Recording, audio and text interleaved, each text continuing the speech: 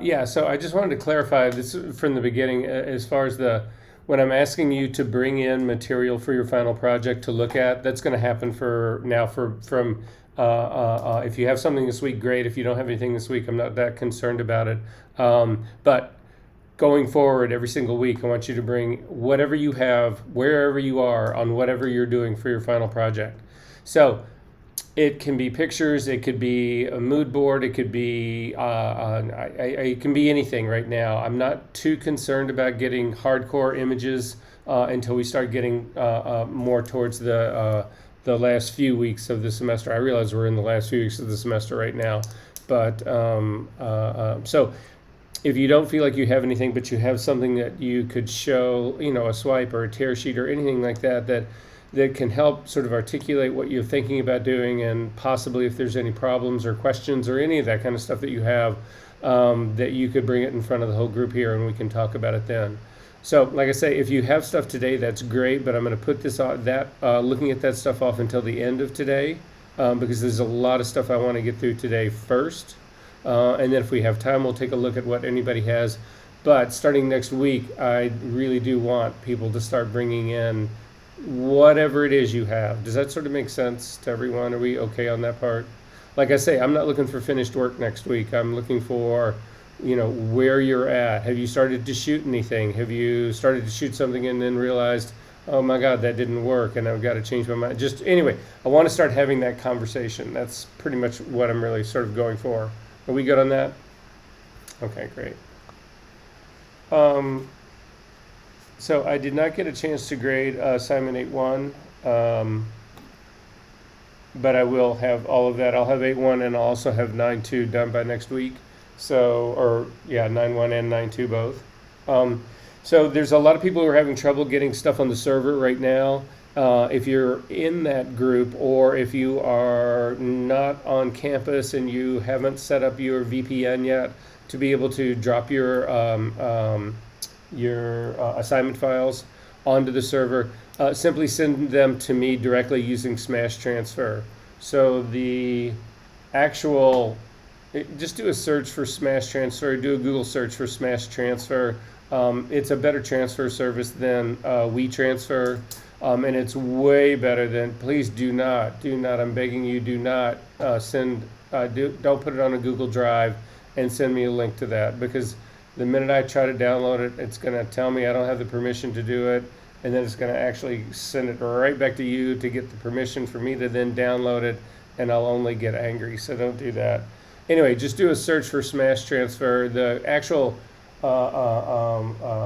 web address is, I think it's from Smash or something like that. But anyway, if you have any trouble finding it, just shoot me an email and I will send you, I'll copy and paste. As a matter of fact, here, hang on one second. I'm going to take care of this right now.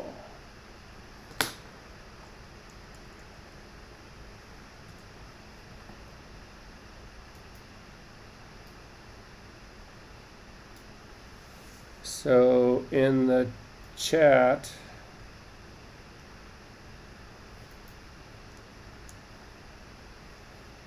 that is the link to Smash Transfer.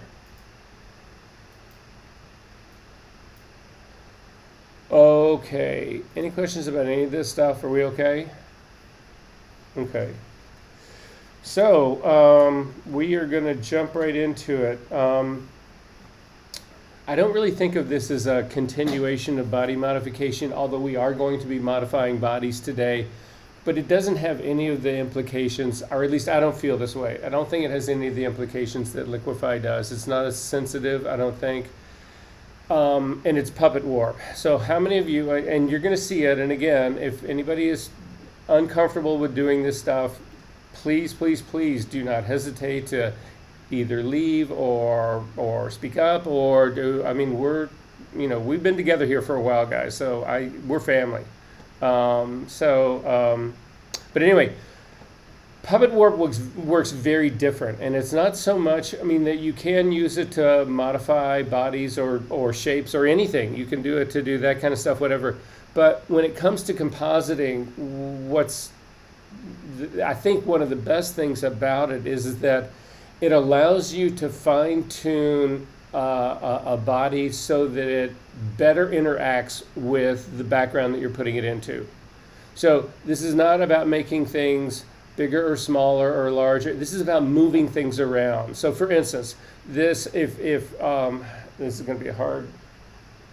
I miss you guys. I really wish we were in class together. But anyway, next week we'll be back in class. But at any rate, for me, if I just had an image like this, and let's say that my hands, I was trying to actually composite my hands to my face. So let's imagine that my hands are a separate shot and my face is a separate shot. And so this is what my image looks like. It's just like this. I bring them in like this. But it would be better, again, because this is just my hands in front. This is almost like I'm being arrested. This is my hands just sitting in front of me. When I talk about having something that's greater interaction, it would be if I could do this, for instance, that would then integrate the composite tighter. Again, it would actually have a greater interaction between my hands, the thing I'm putting into, and my body. So or I could do this, or I could do, I'm trying to think, I could do this. So let's say my hand was like this, could I actually then close the fist and do this? I mean, that's what Puppet Warp is all about. So I'm just going to set it up that way. That's kind of the exercise that we're going to go through. But again, I just want everybody to realize that I'm no less sensitive about this today than I was about this in the very beginning. Okay, so with that being said, if you can go take a look, I think, yeah, this is our session 10 files.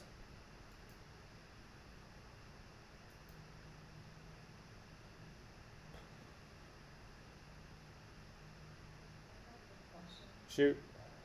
Are you recording this? I am recording it, and I'm actually going to put it on. I'm going to put it on your screen in just a second. Okay. At least I hope I am.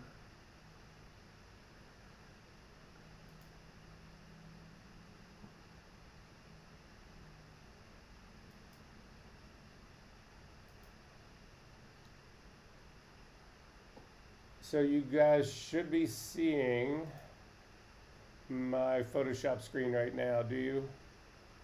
Yeah. Okay. So I am recording this, and you'll actually be able to see this screen. And this gets tricky. This is one of the things I didn't like about doing things in Zoom. I need you to be able to work on your screen, but you also need to be able to see what I'm doing on my screen. So if you have dual screens, that's great. What a lot of people over the pandemic were doing is if you have a phone or an iPad, you can actually put one version of this Zoom meeting on your phone and the other version on your laptop, or however you want to do that. Just realize that you might have multiple screens that you could actually employ, and if you want to do that, that's great. And so that's kind of what I'm doing right here. Hold on 1 second, let me get rid of some of this.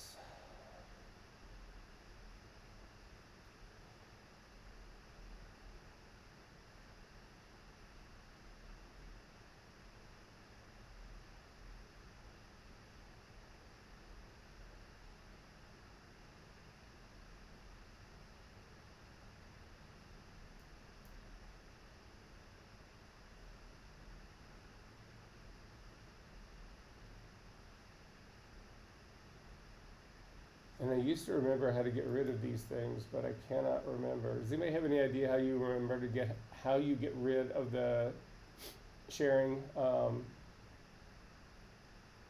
drop down menu part?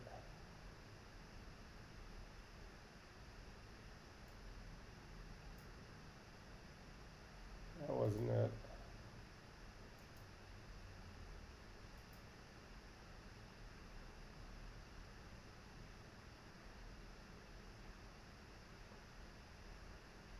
Oh, there it is.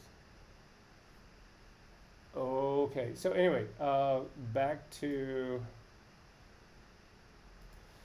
session number 10.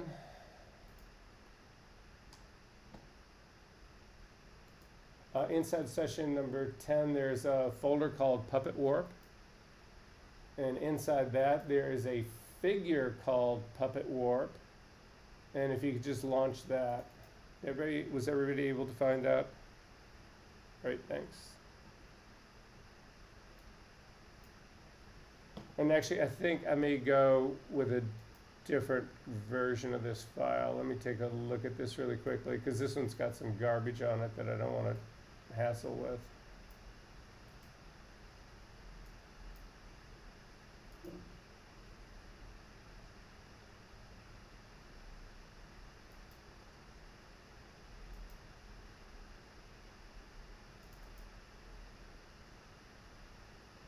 Yeah, instead of doing the puppet warp figure from session 10, could you open up the one from session 9? It's the exact same file, it's just that there's some image garbage on the one from session 10. It's just cleaner version of this.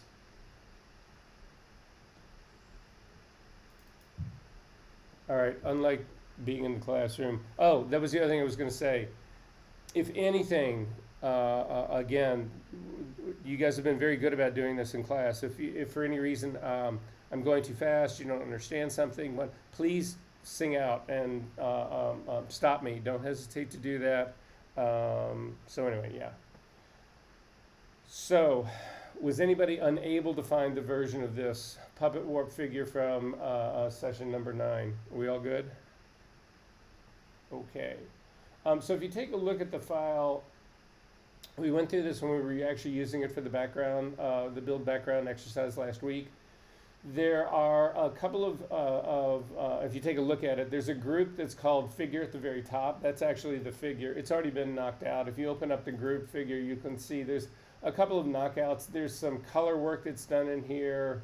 There's quite a few masks in here. There's a bunch of other stuff that's going on in here. I don't need any of this. I want to simplify all of that. So make sure that you turn off everything other than the figure group. So there was a background layer that was turned on. So I've got that whole part turned off. So there's two ways that we can actually deal with this. And the first way, the way I'm going to suggest dealing with this is to go ahead and turn off everything except for the figure group.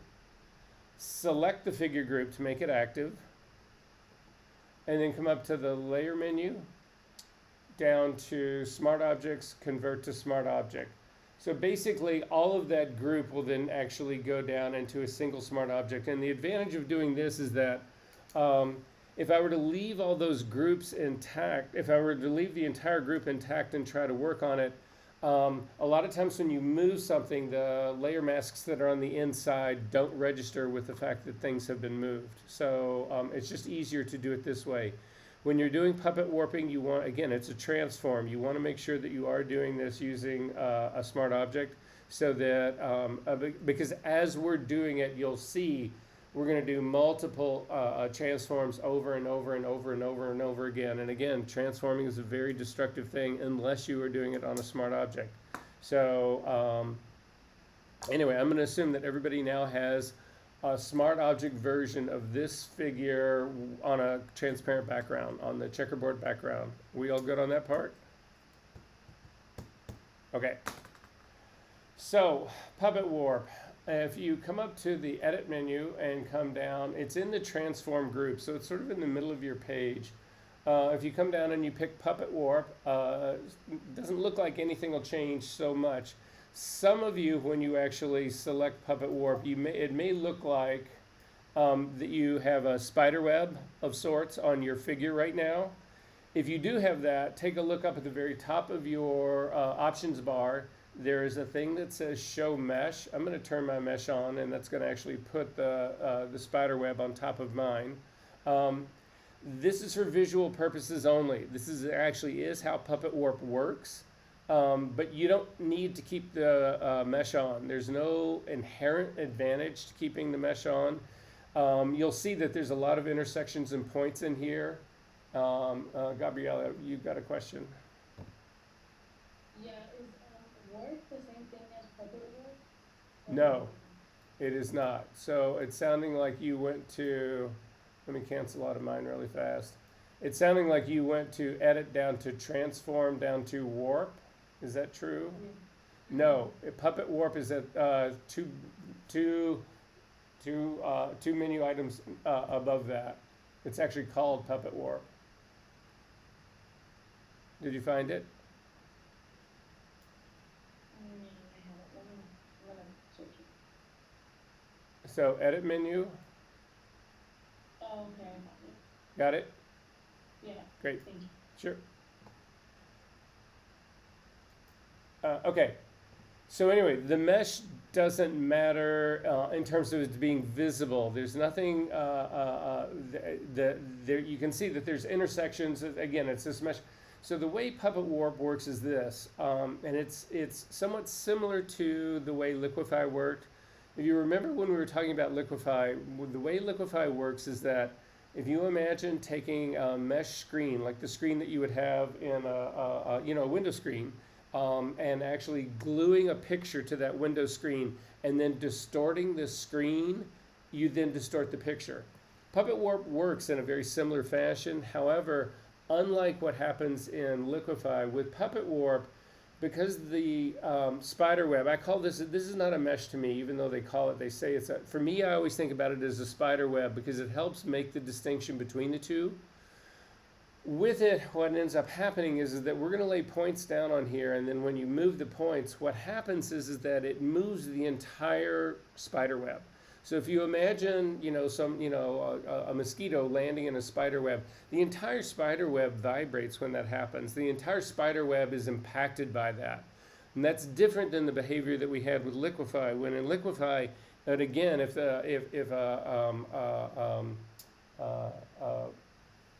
mosquito hit a window screen really hard in one spot, whatever, it might dent that one spot, but it wouldn't impact the whole rest of the screen. So they function in a completely different way.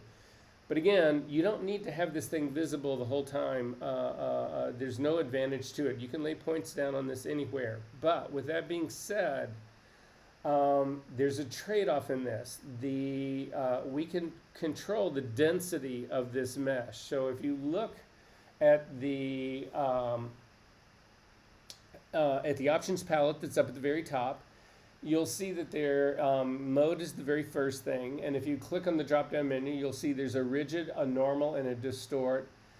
Normal is what everybody uses for this. So rigid and distort tend to, distort specifically tends to do really bizarre things. It'll make things look really, I always think it's how the animators of Popeye, the cartoon character, would have actually done things. It'll do very, very, very strange things to your image. It's not a production tool level, in my opinion. So at any rate, stick with normal, at least for right now. I'll show you what happens when we change them to either rigid or to distort later. In terms of density, if you actually click on that drop-down menu, you'll see there's 3 of them. You have fewer points, and if you click on fewer points, you'll actually see that there are fewer intersections on the mesh. If you can't see the mesh right now, again, click on the check mark next to the mesh. If you then go to normal, you'll see that you actually get a denser mesh. And then finally, if you go down to more points, you get a much finer mesh, a much more dense mesh. So this is the advice that I can give to you right now, is that you always, always, always, always, always want to be working with more points if your computer can handle it. This is an incredibly intensive graphics processor thing. And so if you find when you're doing your Puppet Warp that working with more points is just, you're just like, you make one move and then you have to go get a cup of coffee and wait for it to actually render, then that would be an indication to go to either to normal or to fewer points. Other than that, there's no advantage to it. The more points that you have, the greater control that you have, the more finesse that you have. So I typically always go to the more points.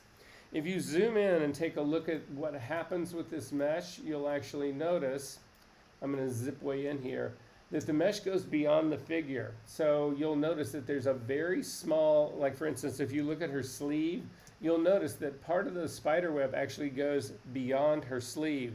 And that's important. You don't want this, that's what expansion is controlling right now. So the default for this is an expansion of 2 pixels, and I strongly suggest you leave it at that. If you go to fewer pixels, like you can zero this out, you can take it down to 0 pixels. What ends up happening is that it, when we do our warping, it'll actually leave part of that very outer edge behind. It won't do the entire thing. You need this mesh to go slightly beyond the figure that you actually want to do your puppet warping on. So again, what I would suggest doing in your setup here is a normal, a mode of puppet warping set to normal, a density of more more points. Go ahead and leave your expansion at 2, and then I'm going to turn off show mesh. For me, the mesh bothers me, so I'm not really interested in seeing it per se. So your keyboard shortcuts still work on this. So again, I use spacebar and command to actually get my magnifying glass and add the option key to it to actually get the negative magnifying glass. So what I'd like everybody to do right now is if you just bring your cursor, so the way you work with this thing is you're going to have a normal cursor, and what I want you to do is just click where you imagine her elbow to be on her left arm. So I'm just going to click, and you'll see it puts down a point. And in reality, what that point really is, or the metaphor that's actually used in puppet warping, is that's a push pin. So if you imagine that this transparent background actually is somehow, it's transparent, but it's somehow solid. What I just did was that I actually just pinned this part of her arm to that background. And now if you click, I'm going to say, let's click on her wrist on the same arm. So on her left side, click on her wrist, you'll see that it'll actually put down a second pin. Now in this second pin, what you'll actually have is you'll see that there's a white circle with a blue dot in the middle. That blue dot indicates that this is actively selected. If you go back up to the pin that's actually in her elbow, you'll notice that your cursor actually changes to an icon that looks like a push pin. So if you click on that, then you'll notice now that the blue dot is on that. That blue dot indicates which push pin is active. And when a push pin is active, basically what that means is it's been released so that you can move it. If it doesn't have that blue dot in it, it's actually stuck to the background. So click on the one at her wrist again. You'll notice that it's the only blue one now. And the one that is her elbow is now pinned in and stuck. Now if you grab the one at her wrist, the blue one, click on it and then start to drag your cursor towards the right, you'll see that you can completely rotate the girl. And this is what I meant by that whole thing about this whole mesh is connected. And so anytime that we move something, if it has not been pinned down, it was actually going to move the entire image. So did this happen for everyone? Did anybody not get this girl to rotate? Okay.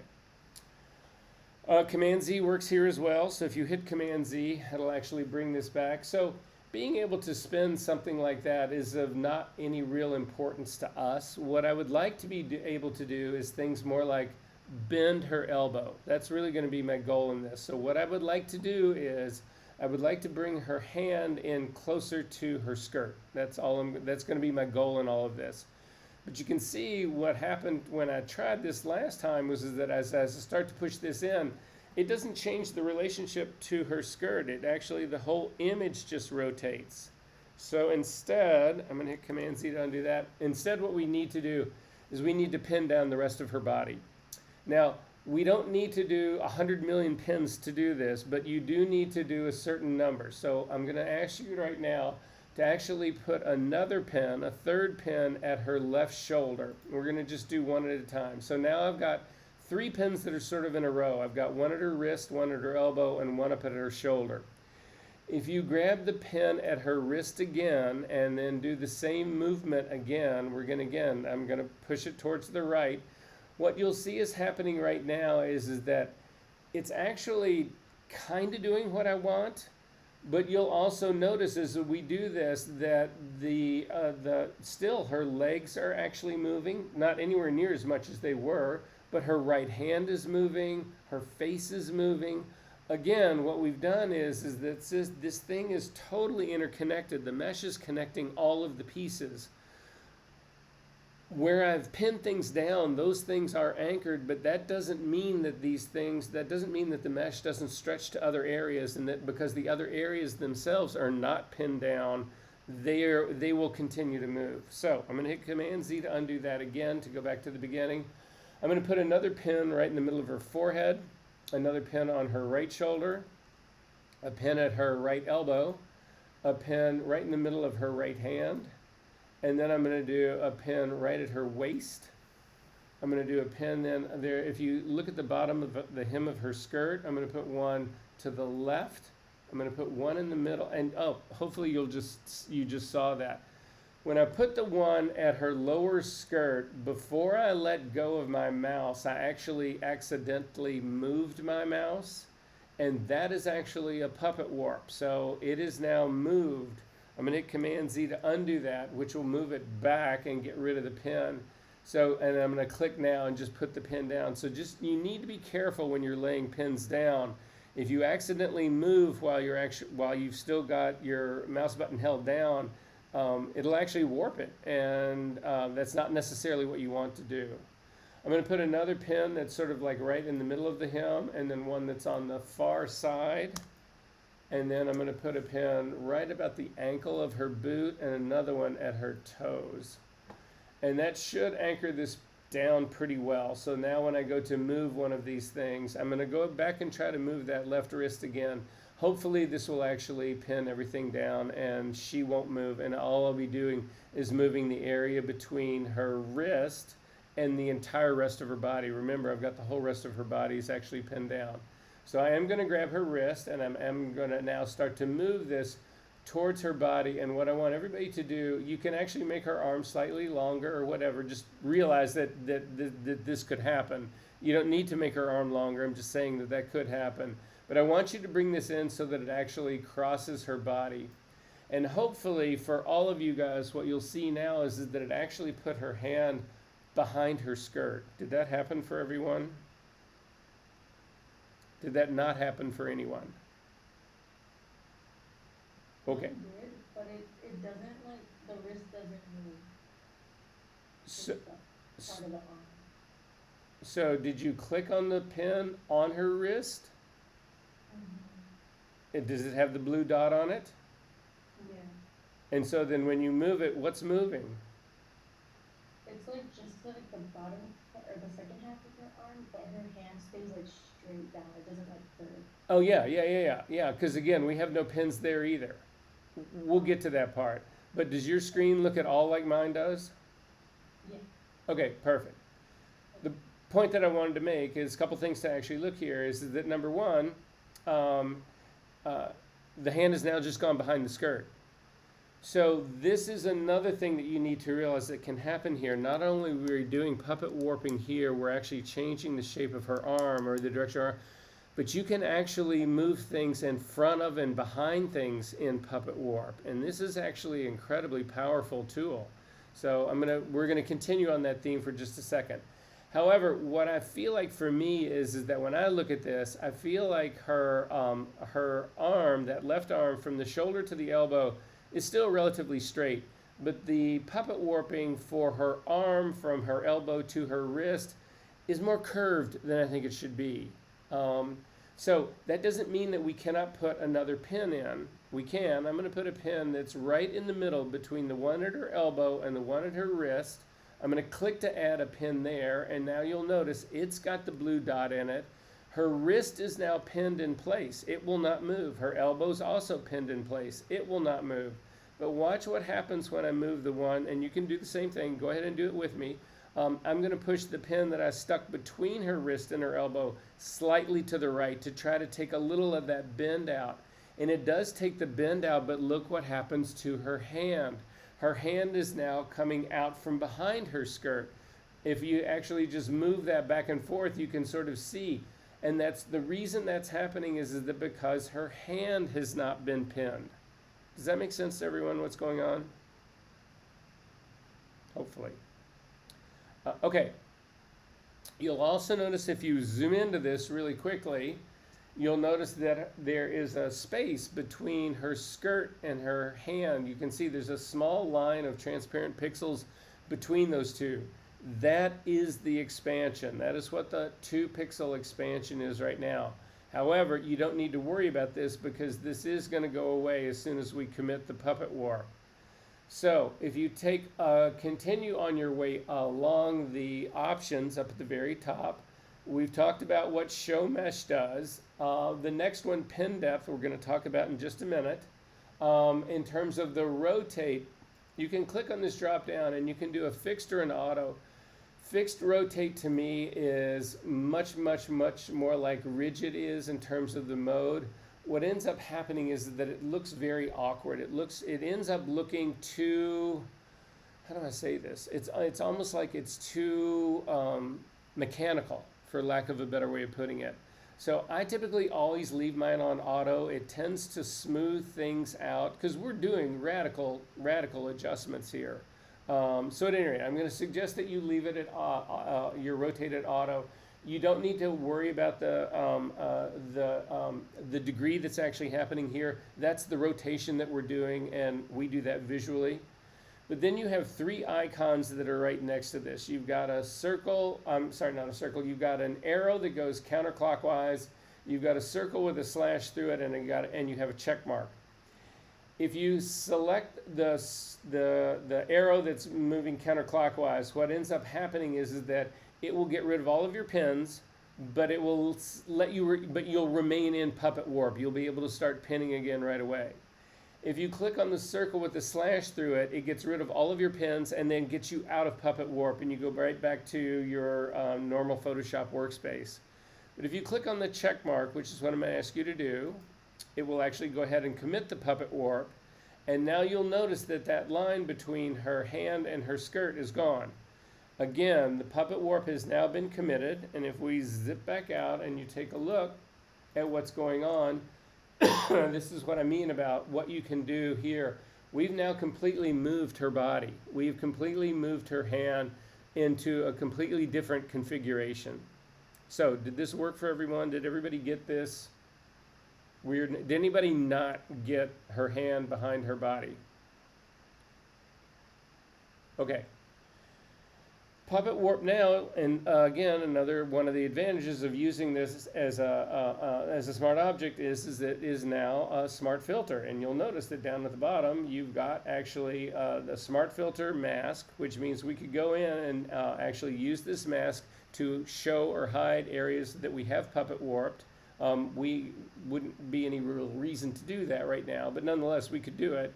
But more importantly is that you've got the Puppet Warp filter that's sitting right underneath it. And if you double click on Puppet Warp, the filter that's right underneath it, you'll see that it puts a red X over the layer mask, meaning it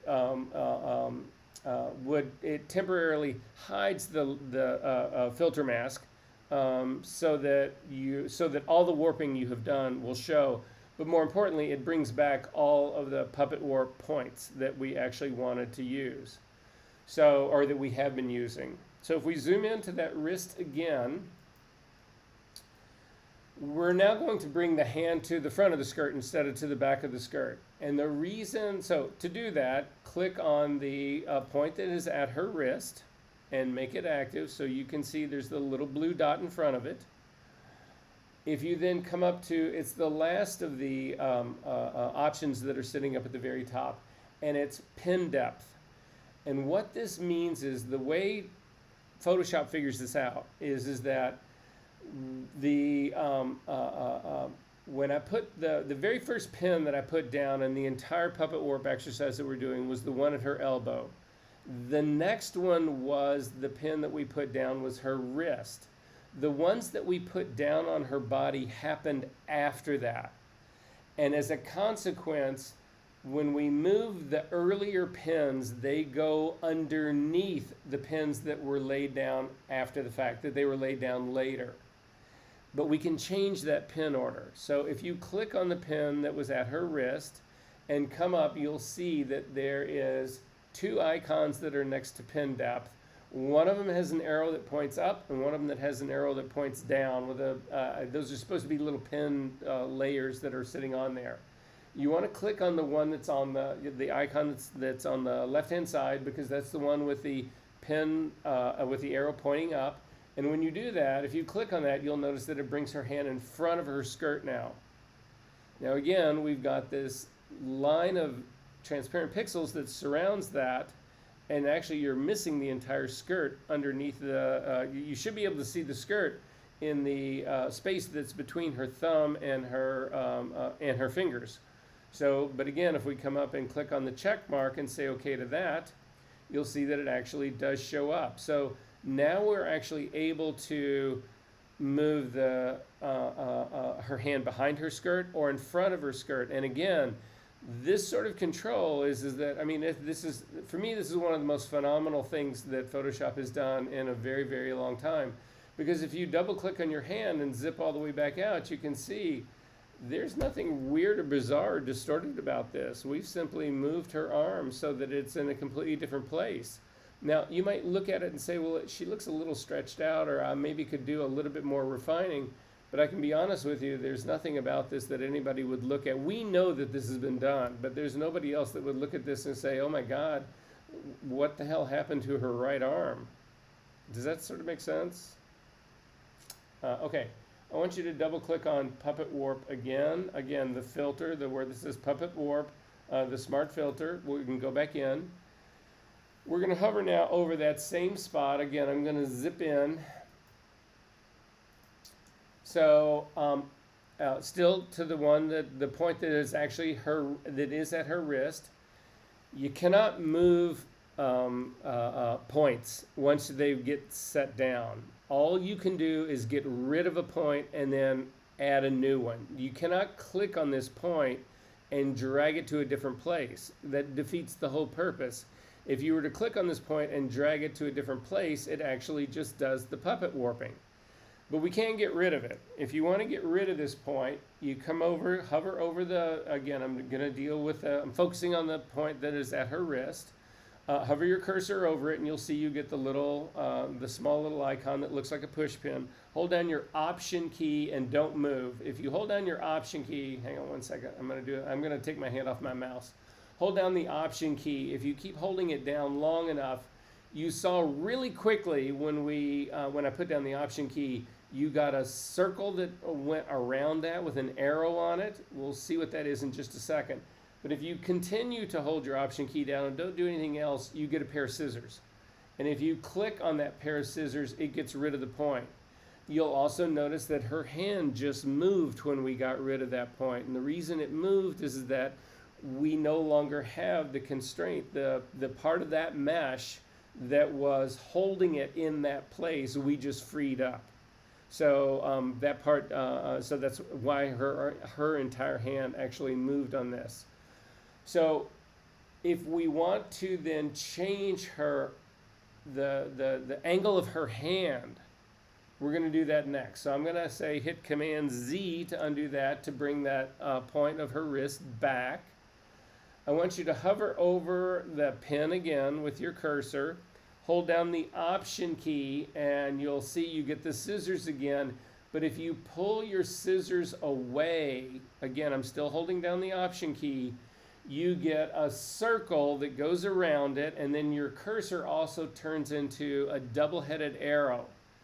And now if you click and drag to the right, it will rotate around that point. So you can actually maneuver this to make it look more believable in terms of how her hand would actually be in any given situation. And you can actually radically rotate this thing. You can do it to the point that you actually break her wrist. Not what I'm really looking to do here, but it would certainly be possible.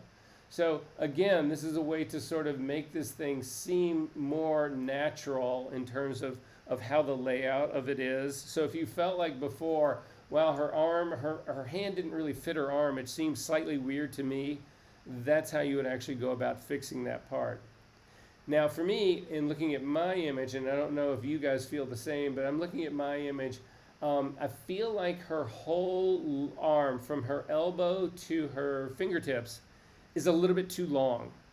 When I did the motion to bring her hand over to touch her skirt, I feel like I maybe also stretched it out slightly. And this is one of the downfalls of Puppet Warp, is that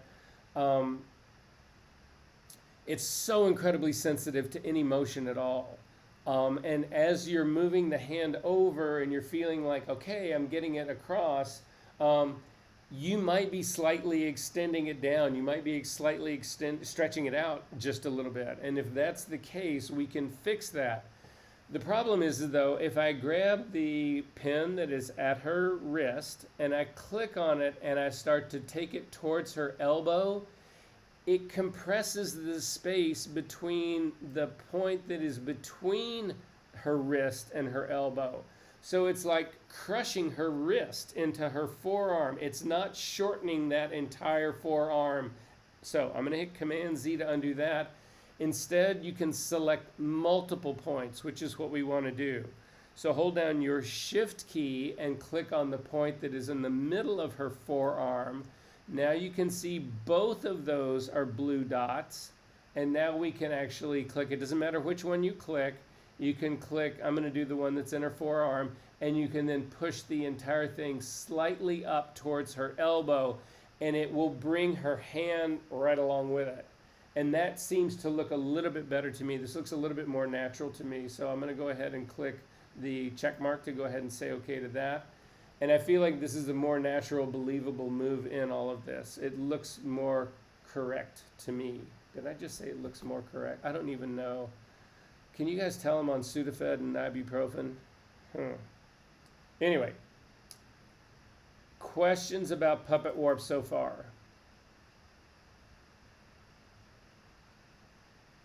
Are we good? Okay, a couple other things that I want to do in Puppet Warp. So I'm going to double click on it again. So one of the things that happens in this, so what we did, I mean, the things that, to do here, I think it was like one of the examples that I showed you guys last time was trying to integrate a figure into a new composited space. So you shot a figure in the studio, you've got you bring it into a background and you want to integrate the two. And I said, one of the most successful things that you can possibly do is to actually have something in your background end up on top of your foreground because it integrates the two. If you remember the example I showed, I went to the chalkboard or the whiteboard that was in the back of the room, and just standing in front of it, there was nothing in the background in that scene that was where background was laying on top of me on the top of the figure. But the minute I put my arm behind the whiteboard, then all of a sudden I became far more integrated into the space because there's a background element that is on top of me, the figure in this. So it was a mixing up of that whole layering of background, figure, background. This is the tool that actually helps you do that. You can actually move all sorts of things to change their relationship to a background. And so it's an incredibly powerful tool, especially for people who are doing composite work on this. However, there's another thing that this tool can actually do, and this again, it might be a little more sensitive. I don't think this is anywhere near as extreme as Liquify, but it allows you to do body modifications that you can't do in Liquify. So, for instance, and this is going to be a very specific thing, so again, I'm hoping I don't, well, you guys understand that I'm trying not to upset anybody about any of this, but one of the body modifications that we are going to do for her is to make her neck longer. And this is an extremely difficult thing to do in Photoshop. In the old days, what you would do is you would actually cut her head off, lift it up, and then you would try to rebuild the space that was between the two. And depending on, again, if it was just a regular blank skin, you could get away with it a lot. But if it was a collar or a choker on her, anything, those sorts of things, whatever, actually stretching the neck out part never, ever worked. So, but beyond that, just from an exercise point of view, it'll also show you some of the things that you need to worry about in Puppet War. So I'm going to ask everybody to zip into this girl's face. So again, I'm just holding down the space bar in the command to temporarily get the magnifying glass. And I'm going to zoom into her neck right here, or to her face right here. So I'm going to look at her whole face because you need to be able to work on all of it. So if we were just to select a point on her chin, that's what I'm going to do right now. And you'll notice when I just selected that point, again, I just clicked on it. If you're, again, I realize a lot of you can't see my screen. I just clicked and put a point on her chin, and her whole face moved. So I'm going to hit Command Z to undo that, and I'm going to try it one more time without moving my mouse at all. And again, things are being modified slightly. I don't know that this would be enough to ever really notice, but this is just another indication of how sensitive puppet warping really can be. But now if I click on that point that is on her chin and I start to raise it up, what you notice is that it just compresses her face. And the reason that happens is that it doesn't make her neck any longer. The reason this is happening is that there is a pin that's sitting in the middle of her forehead. And so that pin is not going anywhere, and not all of the area above her hair, so her hair is somewhat protected. As you start to get towards the sides, though, towards her ears and that kind of stuff, that's no longer pinned down or protected. So all it's doing is just radically distorting her face. You need to keep that in mind when you're doing something like this. So I'm going to hit Command Z to undo that. I'm going to get rid of the pin, and I'm going to go ahead and leave the pin on her forehead, but I'm going to show you how I would actually go ahead then and pin this out. So I'm going to start running a set of pins that go right along her jawline. So if you want to look at my screen really quickly just to see what I'm doing, and then you can go in and do it as well. But I'm going to click and start to work pins that run up along her jawline. I'm going to pin her ears. I'm going to actually then work through her hair. And again, you don't need to pin every single thing, but you want to lay down a good fair number of pins. However, what I want you to do right now, and it doesn't matter which pin you do it next to, whatever, I want you to get as close to a pin as you can without your cursor looking like that push pin, and click. And if you come too close, again, look at my screen right now. If this didn't happen to you, if you get too close, you'll get a thing that says you cannot add a pin here because it's too close to an existing pin. Increase the number of points to go to more points. Well, we already are at more points, and this is another reason I tell you to use the more points to begin with. So I'm going to go ahead and say OK to this. I realize that I can't put down another pin. But when you're laying down pins, if you get too close to them, especially if you're set up to more pins, you just need to space them further out. Now, if I was in my normal point thing instead of the more points, then I wouldn't have to go anywhere near as close as I just did to ultimately get that warning. So I'm going to continue to run this stuff around her head. I'm also going to go out. She's got that one strand of hair that's actually shooting out way to the left. I'm going to put a pin. You don't need to get all the way out to the end, but I am going to put a pinpoint somewhere out there on part of that because I don't want that to move. And then I'm going to continue to run down, do her ears, and then the other side of her jawline. And then finally, I'm going to do both of the corners of her mouth, and you'll see it says you couldn't add this pin because it's too close to another one already. So I'm going to say, okay. So I'm going to try a pin that's right at the top of her mouth. I'm going to do one that's at her nose. I'm going to do one that's in the middle of each eye. I typically, when I'm doing this kind of pin work, you especially want to do the things that are high detail areas. If I somehow distort part of her hair, it's not going to be the end of the world. Nobody might even know. But if I distort her eyes or her mouth or her ears or that kind of stuff, people are going to know.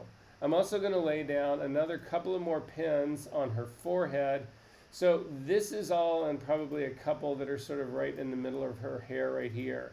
So all of this is incredibly anchored down, and you guys might be thinking, Jesus Christ, there's just so many pins. I mean, you know, what's going on here? But this is kind of the work that you actually have to do to actually have this work. Then I'm going to stretch her neck out. So I need to do another set of pins that are actually going to go on the bottom part of her neck. So I am going to go underneath her necklace because when I actually do the stretch, I need the necklace to go with it. So I'm going to actually pin under the necklace, and then I'm going to go around roughly where her collarbones would be, and then come up the other side. You gotta be kidding me. Okay, so I've got like 1, 2, 3, 4, 5, 6 pins that are basically down on the lower part of her neck. So now we actually have to select all of the pins that are her face. And I wish that there was a keyboard shortcut that would do this. It would be terrific if I could do a keyboard shortcut and just drag across all the pins that are on her face and her head. But there aren't. So I'm going to select the one that's at the very top of her head, hold down the Shift key, and click on every single other pin that is on either her head, her hair, or her face.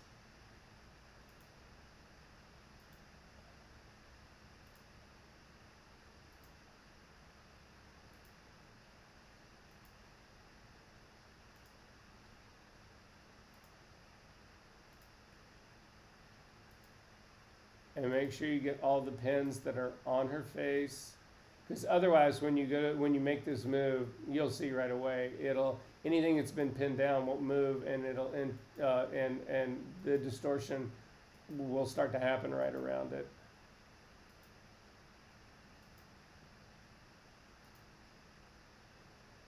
Don't forget her eyes, because they look like giant catch lights. All right, so I've got all of those are selected. If you zip back out, you'll notice that it's not just the pins that are at her neck that are not selected. It's also the pins that are on her entire body. So again, the ones that are at her shoulders, the ones that are at her waist, all of those pins have not been selected either. I'm going to zip back out to actually watch this in real time to make sure that I'm sorry, I need to see, because we're going to do a really subtle move here. If you do it too much, then she just looks like a freak. So I'm going to grab, it doesn't matter which of the blue pins that you select, just click on it and then drag straight up. And you don't need to go far. And then click on the check mark. So then if we come back over to, so that's now been committed. If you do Command Z, it'll actually show you what you've actually just done here. And is that, I mean, that for me actually looks, really well done. It actually pulled her neck up the way that I actually wanted this to be. And if you zoom in tight on this, again, there's nothing about this that looks totally freak show. I might come back here and say, wow, I took it up just a little bit too high here. It feels maybe just like it's a little bit too long. So let's try this again. Hang on one second. I'm going to say undo on that, and I'm going to try something else here really quickly. I'm not sure that this is going to work, but anyway, I did an undo. So again, if you go back and forth with yours, undo the next stretch, double click on Puppet Warp again. Oh shit, when I did undo, it got rid of all those points.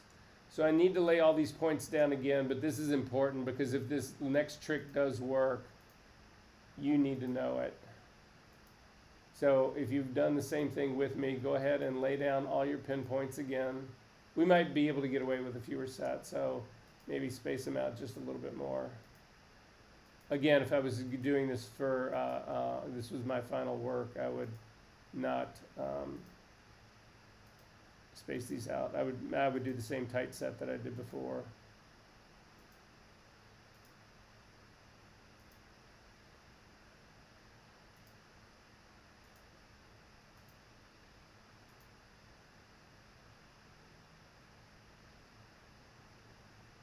And then add the points underneath along her collar. All right. That looks like a good group. I'm going to go ahead and set her hair, click on the first point at her chin, hold down the Shift key, and start selecting everybody else.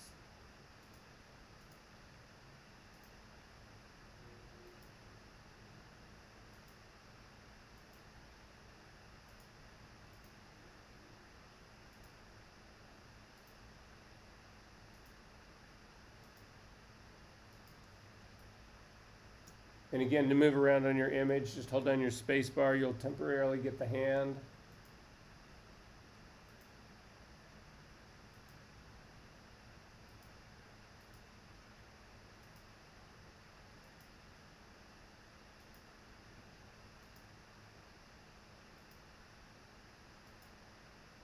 All right, and then I'm going to click again. There's another point right there. Oh, both her eyes. All right, that looks good. Click and drag her chin, her whole head up a little bit to just stretch that whole thing out. Then I'm going to go ahead and click my check mark and say OK to that. And then before I do anything else, come up to the edit menu.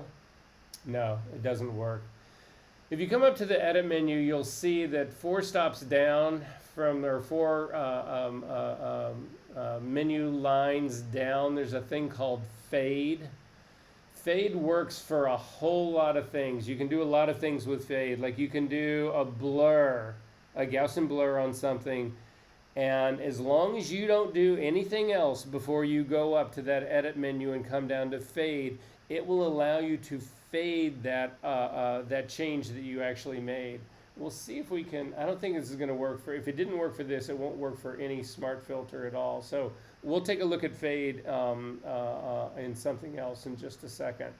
But I'm going to zip back out now and just see what the difference was here. This looks like a much better stretch for me. It's more believable. Yeah. Questions about this? Okay, I want to come into Puppet Warp one last time. We're going to do one last thing. We're actually going to stretch her. We're going to make her slightly taller. So again, slightly is the key word here, because all I really need to do, this girl's 5'10" to begin with. I'm going to make her 5'11". I'm not going to make her 15 feet tall. I just want to elongate things a little bit. But again, it's important to see how this all ultimately plays out. So to do that, I'm going to actually add 2 more pins at her waist. I'm going to do one at the back, and I'm going to do one at the front. And then what I want to do is I want to, I'm actually going to also add a pin at the heel, at the points of the heel of her boots. So if I want to make her legs longer, you have to realize that her legs are actually, there's 2 parts to her legs. There is her thighs, and then there's her actual leg parts. So if you select the 3 points that are at the bottom, or in my case it's 3 points, the 3 points that are at the bottom of the hem of her skirt, so I'm just going to select those 3. Everything else is pinned, her whole face, her whole body, everything else is pinned. I'm just going to then click and shift and drag down. What you'll notice is that I'm making her her thighs longer, but I'm making her legs, her shins, shorter. So hit Command Z to undo that. Instead, you want to keep those 3 still selected, but still hold down your Shift key and then select all the points that are at the bottom of her shoes, that are on her shoes as well. Now when you click and pull her thighs down a little bit, her feet go with it. And so this has maintained her original legs. Then I want to then stretch her legs out just a little bit as well, her lower half of her legs just as well. However, I can't select, if I come over here and select on a pin, so I'm going to select on the one that was right at her ankle, but if I select that one by itself and then start to push down, it will compress her feet it'll squish her feet. So because again, the heel and the toes are also anchored. So I need to select both of them. So I've now got all 3 of the pins that are at her shoes, and now I can click and pull that down, and it'll actually give me better, it'll give me the legs here. And so at this stage of the game, I'm going to do one last thing, because this has happened. You guys have already seen this happen. When you were doing the composite that we did of the girl in the woods, and we were trying to lay her, the girl who was wearing that black coat on the woods, and we were laying it onto the rocks. And it's the same girl that I think is one of the 2 figures that you guys would have used in your assignment for this week. Her foot is twisted or turned. And so I just want to point out, this is another advantage of Puppet Warp. Let's say that in order to get this to be a composite that truly fits, I need her slightly more up on her toes. To do that, I'm going to then click on just the pin that is her ankle. I take that back. This will be interesting to see. I don't know if I can do this. I'm going to try this out. I'm going to hold down, I'm going to grab her feet in its entirety. So I'm going to hold down the shift key and click on the pin for her toes, and also the one for her heel. And then I'm going to hover over the pin that is at her ankle, hold down the option key, come away from it. No, it's not going to let me do it. So in this case, I would actually have to, again, I'd probably just grab just the point, leave everybody else pinned, and then rotate her toes slightly down. Yeah. And that's basically the way I would do it. I was hoping that I could use that single point rotate, but that is only going to work on a single pin. So this would actually allow me to then bring her feet slightly down, so that if she was staying on any type of incline, that we would be in good shape, and she would fit the background more. Okay. Then I'm going to go ahead and say okay to this. I'm going to do a snapshot of this right now just to sort of see where we are, history snapshot. So come over to your history panel, click on history snapshot, go ahead and say okay to that. Then I'm going to scroll all the way up to the very top, and I'm going to click on the first state, the puppet warp figure. That's just what it was when it got opened up, and that returns everything to normal. I'm going to then turn off the eyeball for the background and do another history snapshot of this. I want to just do a before and after of what she looked like before we started and what she looked like after. I'm going to double click on the hand to kick all the way back out. So if you click on snapshot number 2, this is what the unmodified person looks like. And if you click on the snapshot number 1, this is what the other person looks like. And you can sort of go back and forth between the two and say, okay, yeah, did this work for me or not? Questions about this?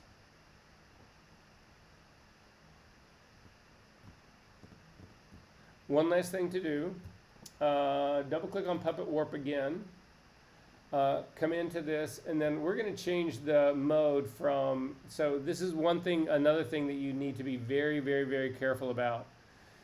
If we go from if you change your pin depth, once you've actually started to do this work, things can go horribly wrong. So you want to make sure that you set this up to more points in the very beginning if your computer will handle it. Because if you change points, like I'm going to click on mine now, and I'm going to go down to normal. And and then my whole image just rotated. That makes sense, what everybody happened. And then actually go to fewer points. Yeah, I mean, she's like rotating around stuff. It's removing points. It's all that kind of stuff.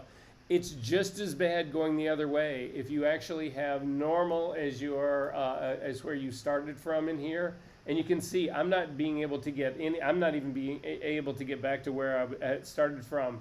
So at this stage of the game, I'm actually going to click on the line with the circle through it. I hope this isn't going to completely undo me. First off, I'm going to try the arrow, the counterclockwise arrow.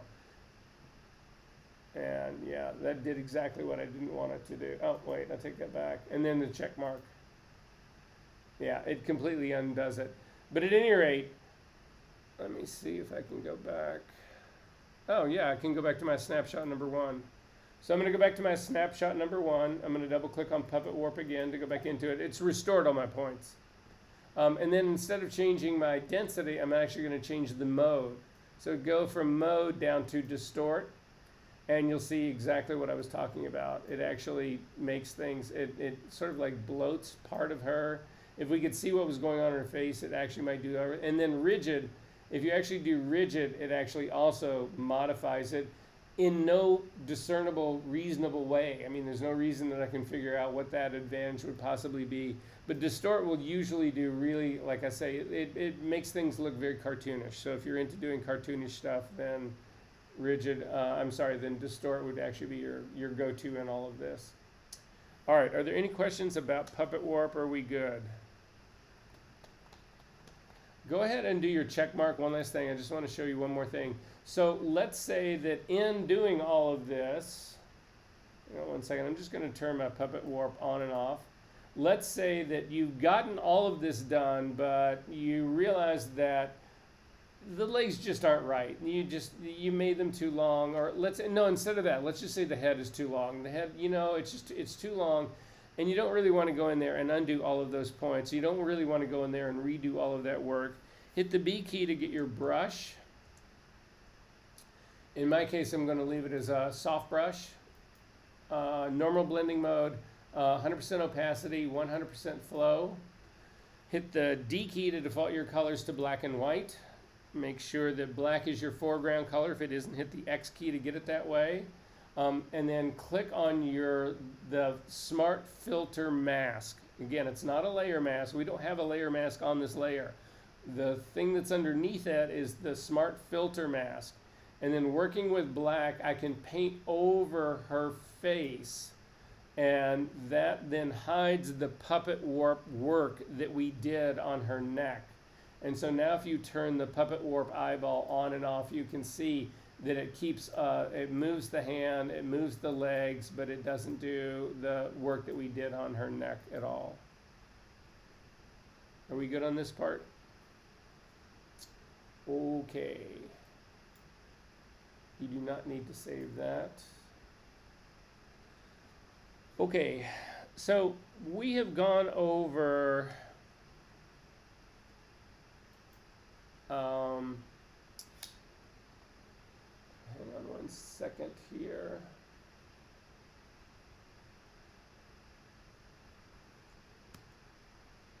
I'm going to stop sharing for just a second because I want to come back and see all of your pretty faces. Okay, so we're good on this part, no questions? We good? Okay. We've gone over simple shadows in here and how to create them. Is everybody feeling kind of comfortable about that? Remember, you use the gradient tool and it's from black to transparent. Is everybody good on that part? Does anybody want to relive that part? Does anybody want to look at that part again really quickly, or are we okay with that? Okay. So now we need to talk about something more complex. And the thing about shadows is that they're just, all I can tell you is that they're a challenge.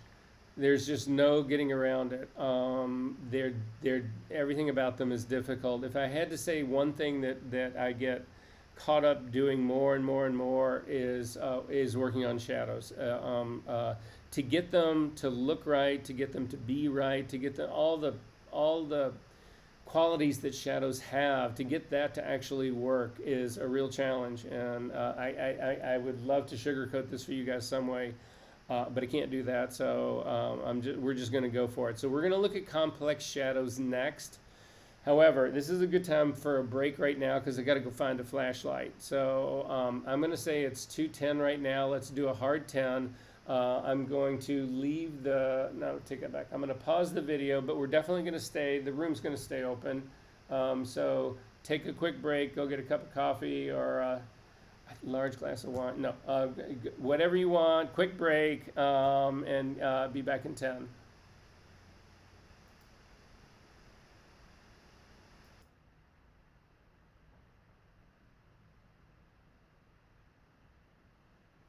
Okay, so I need everybody to go. You need to be able to see my screen. And hang on one second. I need to try to kill some shadow on this. Yeah. So can everybody see the little horse on the white surface? Or giraffe. Sorry, giraffe on the white surface. So what you're looking at here is we've got a floor, white floor, a white wall behind it, and a little giraffe is sitting right in the middle of it. And if I throw a shadow on this, what I want you to notice is this is what they call a compound shadow. So if you take a look at the shadow as it moves away from the giraffe, it goes onto one plane, but then the minute it actually hits the background wall, the entire direction of the plane changes. Does that make sense, everybody, what's going on? So it's not the same at all as if we had this go completely down.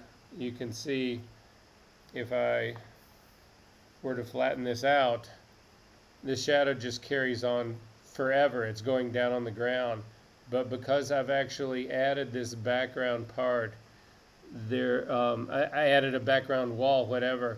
The direction of the shadow changes. Everything about the shadow changes once it reaches that background wall. Does that make sense, everybody? What's going on here? Makes sense. And I mean, I got to say that having a flashlight around, it's a great thing to do when you're trying to work on shadows, and you maybe, especially when you're first getting started with it. It's like, okay, well, how would that work? Whatever, actually look at how things work. I mean, I can, hold a flashlight down, and say, okay, this is this is my hand. This is what a shadow of a finger looks like. What kind of quality does the shadow, if you zoom in way tight on that, you'll notice that there's actually a darker shadow directly under my finger, and that's a very different and much darker shadow. It's a little bit sharper than the shadow that's traveling away from my finger. I mean, all those kind of things, it can help you actually figure out a lot of the things that you need to figure out in order to make this stuff be correct. Because the truth of it is that we grow up, we deal in this whole world of I mean, we see shadows every single day, and we have for every day, for the vast majority of your life, you see shadows all the time. And so your body is, and your mind and your eyes, they know if something is not right. You may not be able to articulate it. You might not be able to say, well, it's missing the direct shadow that's right underneath the foot, or that kind of stuff, whatever. But that will be the case. I mean, you'll know something is off. So if you're having any questions about doing any of this kind of stuff, it really helps to be able to pre-visualize exactly what it is you're trying to create in your composite. So with that, I'm going to share my screen again with you guys.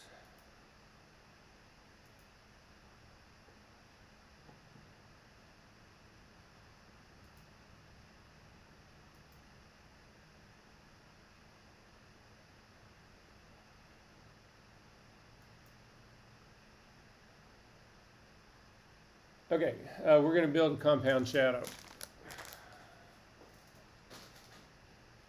So if you go to your session 10 folder,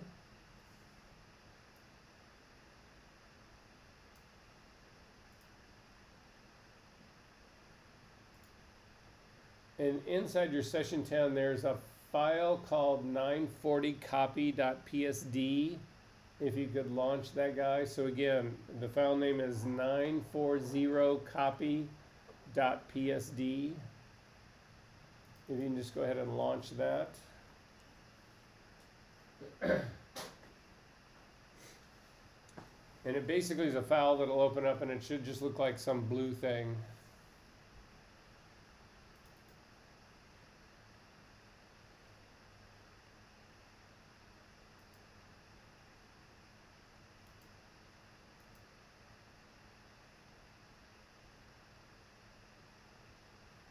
Okay, does anybody not have this open? Okay, to do a quick tour around what's going on here, let's start at the very bottom of the layer stack. In the very bottom of the layer stack, so I was doing these, it was a Sunday, I was in my house, I had some stuff that, I was looking for thinking about backgrounds that I wanted to do for a set of composites. And I kept thinking about a lot of the Bruce Weber stuff that was done. It's not just him. Everybody in the world has done this. There are these really famous buildings in Santa Fe that are pretty much just all white. So there's churches that, anyway, but it's not just that the building is white. It's just it's also hallways and alleyways and all kinds of stuff that you can be in where the ground is white, the walls are white, everything is like white. I mean, so I just had this image that was what I wanted to do. So I wanted to do that kind of space. But it was the middle of winter, and there was no way I was going to, number one, find that in Chicago, and number two, even if I could, it was just way too cold to shoot whatever. So I decided I was going to make these on my own. So I actually built a small model out of foam core. I just cut some foam core and figured, okay, this is going to be the model that I actually use. And I took it up on top of my roof and I photographed the model. And then I did a knockout and I put this figure into that model, and that's basically what we're going to look at. So if you come over and you take a look at the beginning of this, if you look at the bottom layer, the only thing that should be on is it's actually is the base layer, which is blue.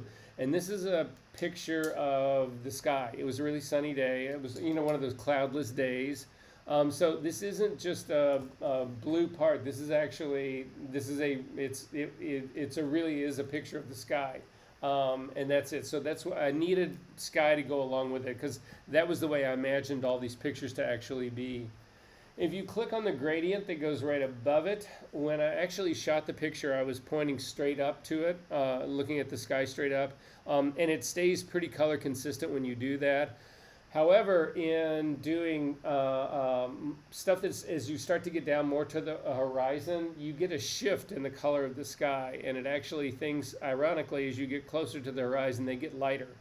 So the gradient that I just turned on, so that the thing that's marked as layer number 1, all it is was to actually build in a gradient for the sky. So it's a real sky, but I'm modifying it here, and you'll see it'll make more sense once we get to it.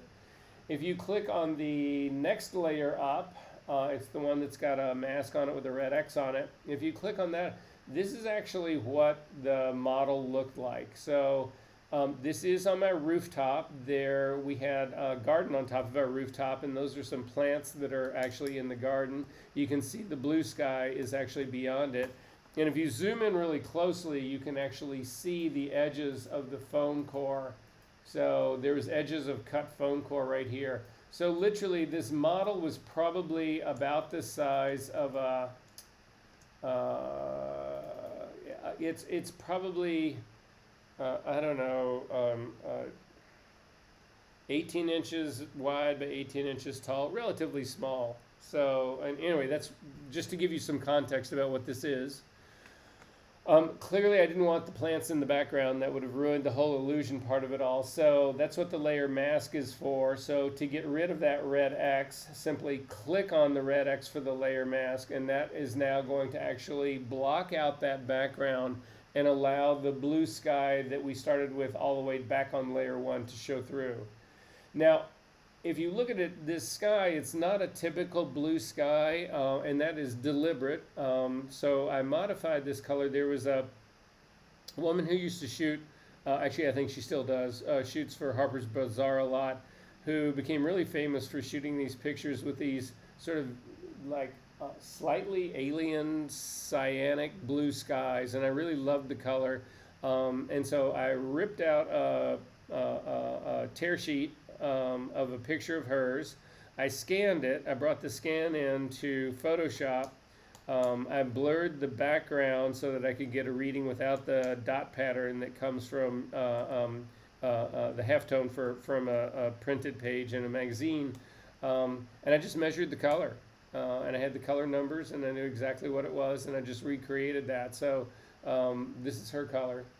Anyway, going on up next, the next layer that's up, if you click on that, you'll see what it's designed to do is actually get rid of the cut line of the foam core. So if you turn it on and off, you'll see it actually gets rid of the cut line for the foam core. So it wasn't quite as obvious as what it was.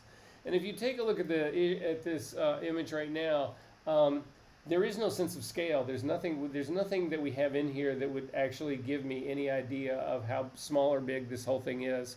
So even though you guys know what it is and you know the scale and how it was made and all that kind of stuff, whatever, anybody looking at this, there are not enough clues here for anybody to form a different opinion. They're just going to look at it and say, okay, it is what it is. It might be small, it might be big, it might be huge. I mean, if there was a little bitty car down here, it would be giant. It could be the pyramids. But anyway, so that's basically what's going on. And then finally, if you click on the body at the very top, So this was the figure that I was actually trying to work with that I wanted to put in here. So this is how I'm going to go about starting to do this. And the thing that I actually need to build this compound shadow on. Because you'll notice there is a floor and then there's this diagonal wall that's actually behind her. So that's basically where I need to put her into this place. So what is my first move here?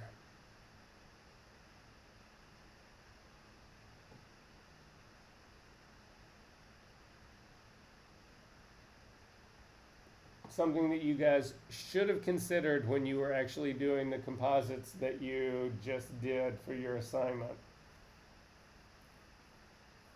Does anybody see any problem with this setup the way it is right now?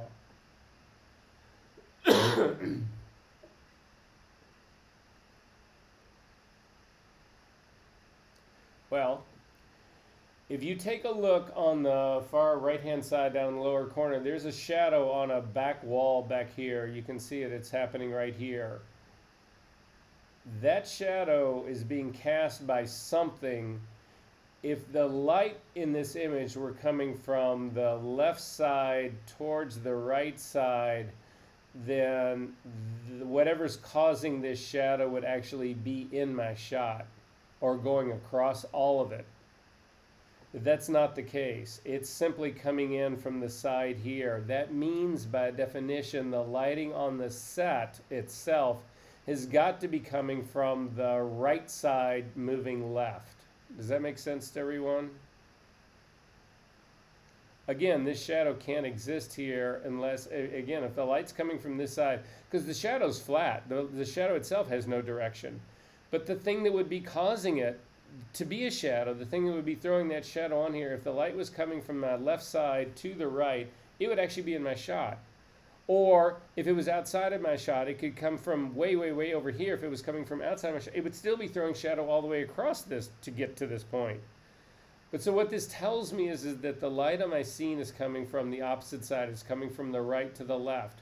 What about the light on the girl? Where's the light coming from? Where's the direction coming from? The left. Say what? From the left. It is coming from the left. So a lot of people have problems seeing this, and this is the trick. It's the best trick I can tell you about doing this. Again, this is just another level of the complications of shadows. Is everybody's looking at this girl's face right now, trying to figure out where the shadow's actually coming from. Do not do that, because people can turn their face into the light, which is exactly what she's doing right now, and so it makes it almost impossible to see the direction of the shadow. Instead, take a look at the shadow on her legs, and you'll know exactly where the light's coming from. Look at the highlight that's right here on the side of her legs and the shadow that's on the other side. Same thing on this leg. The light has got to be coming from this side over here to the right, left to right. But my scene is right to left. These are conflicting shadows. I need to flip one or the other. I'm going to flip the girl because it's just easier. So to do that, make sure that you select the body. At this stage of the game, as a matter of fact, we're going to do the same trick that we did before. I want to open up this body and see what all else is in here. Yeah, there's nothing else in here. I'm going to go ahead and turn this body into a smart object just to give me, to make sure that I have a perfectly transparent background for this. So go ahead and select the body, go up to the layer menu, come down to smart objects and do convert to smart object. And you'll see it's now just her on this background. If you want to make sure that there's no weird pixels running around here or anything else like that, you can actually hold down your command key and click on it, and you'll see the outline selection of her. If there was pixels that, let's say I'd missed something in my masking, there was somebody in the corner or somewhere else, whatever, they would be picked up. They would have marching ants around them as well. But so I know that I'm good to go here. Command D to deselect. But now I need to flip her horizontally. To do that, come up to the Edit menu. Again, make sure that the body is the layer that's selected. Come up to the Edit menu, down to Transform, and then down at the bottom, Flip Horizontal. And now she is actually, again, if we look at the shadows right now on her legs, those are the same as the direction of the shadow that's on the background, and she's where she should be. So again, even though that might seem like, oh, such an obvious thing and such a simple thing, you cannot begin to tell you the number of people when they first start compositing that miss this. So again, so you're not facing in the right direction. So, and the light that's on here, if you take a look, the light that I'm trying to mimic on this background, the real shadow that exists in here is relatively hard. So again, it's a bright sunny day. We already know that because I just told you. But again, if you looked at the original image,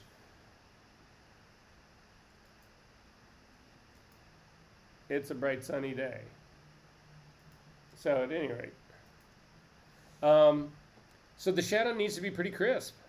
Again, look at the lines on this. It's not this soft, like, it's not like the shadows that we were building for the girl in the woods. That was a really overcast day. Those shadows were directly under the girl, whatever. This shadow is now going to have direction. So I know the shadow is going to be moving to the left now along the floor, and then it's going to actually hit the wall. So that's how I know what's going to happen here. So to build our shadows, we're going to simplify things here. No, actually, we're not going to simplify things here. So the first thing I'm going to do is actually base it based on the girl. So I'm going to load the selection of the girl. So I'm just going to hover over the body image, hold down the Command key and click to load this as a selection. Then I'm going to come down and I'm actually going to click on the layer that's underneath it. It's the layer that's actually cleaning up that wall line. Because what I need to do is I need to put my shadows on top of the background, but underneath the girl. Again, people do this also as well, whatever. They'll build a shadow and then they'll have the shadow leaving from the direction of her feet, but it'll be like on the top of her toes, or it'll be on the top of her shoes or something like that, whatever. That can never happen. The light is coming from the front across, and the shadows are only going to leave and go behind her. There would be nothing in the front. There would be no shadows on the right side of her either. People do the same thing when they're painting shadows like we did with the gradient tool. You've got to erase the whole area of where that shadow is if it's on the light side.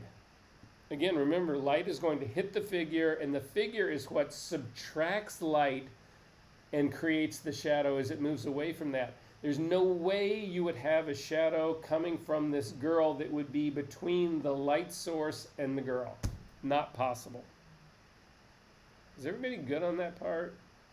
Again, whip out your little flashlight. You'll see exactly what I'm talking about. Hold your finger down, shine the flashlight on it, whatever. You'll see that there's no shadow between the light and the figure because the figure is what's subtracting the light. Okay, so I want to make sure that my shadows are underneath the girl on top of the background. So I'm going to add a blank layer in between these two. So just click on the icon at the bottom of your layers palette that is the square with the plus in the middle. Call this shadow 1. And then with your body selection going, we've got an active body selection going. I'm just going to fill this with black. Hit the D key to make sure that your default colors are black and white. Make sure that black is your foreground color. If it isn't, hit the X key to make it that way. And then I'm going to fill this with black because black is my foreground color. It is Option Delete. And then if you turn off the girl, you can see that all I did was just make a black copy of this girl that's right behind her, solid black copy. Command D to deselect. Does everybody have the solid black copy? Anybody not? Okay, this is going to be a compound shadows. There's 2 parts to it. I'm going to do one part for the floor, and I'm going to do another part for the background wall. So I need to make a copy of this shadow. So just hit Command J to make a copy of it. So now I'm going to rename this, and I'm going to call it Shadow 2, not Shadow 1 copy. And then I'm going to turn on my figure again. And so you'll now see that she's covering it all, so you can't see anything. But what I've basically got is our 2 black silhouettes of this girl based exactly on her. We good on this part? Okay.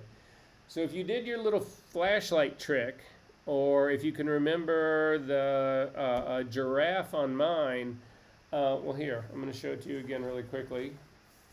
Hang on.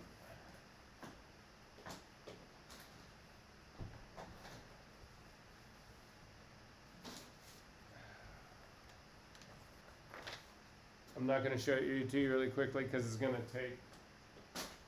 I've got to turn off way too much shit and turn on way too much other shit to show you the giraffe again. So just bear with me on this one. If the light was coming across this, there's no angle that's actually putting the girl. So she will be different, but the shadow that's on the back wall will not distort her at all. The shadow that's on the ground will be distorted because it's changing the plane. But the light on the background wall is going to be pretty much another version of the silhouette of her. It might be a little skewed, but not a whole heck of a lot. So I'm going to turn on the girl because you need to actually see this happen in real time. And I'm going to do the background wall first. And the reason I do the background wall first is that it's going to really help establish where the relationship of the light is to the girl.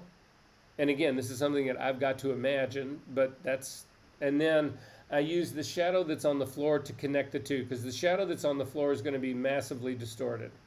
So I'm going to start with the shadow number 2, so go ahead and select it. Hit the V key to get your move tool, or the very top tool of your toolbar. Make sure that shadow number 2 is selected, and I'm just going to bring it out and put it onto the back wall. And what I'm trying to do now at this stage of the game is I'm trying to get some sense.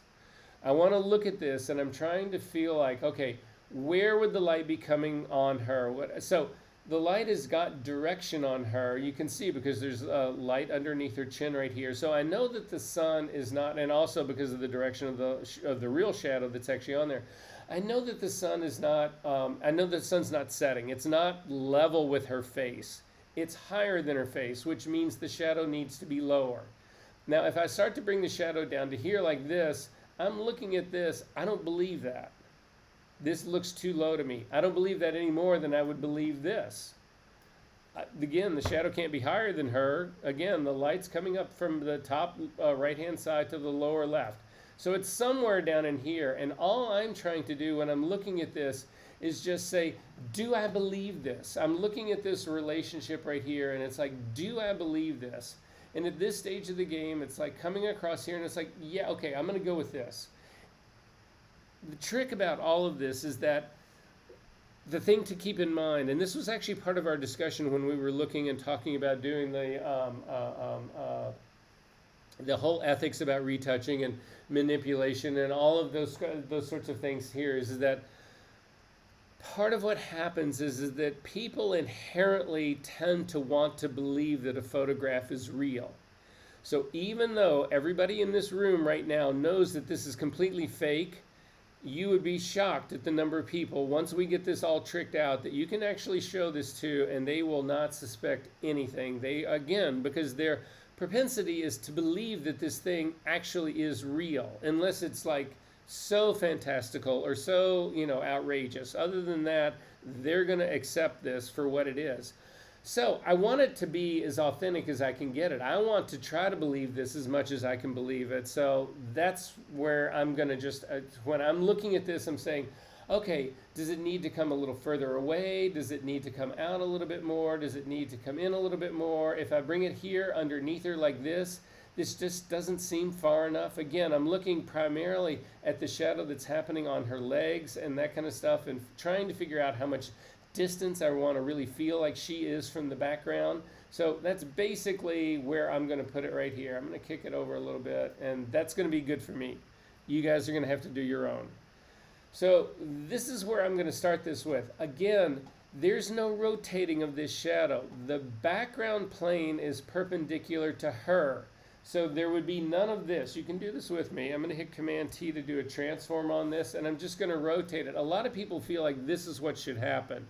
This is not what should happen. Lena, what? You have a question? Yeah, I just wanted to ask if, like, I can see an angle of that shadow on the right side. Could that actually help me to kind of figure out how the angles of that shadow and the subject should go? If I had a better idea of what was causing that shadow, it would. It massively. But I have no idea what's creating that shadow. You're talking about the real one here, right? So that, Yeah, it doesn't. yeah, I'm thinking about this. Yeah.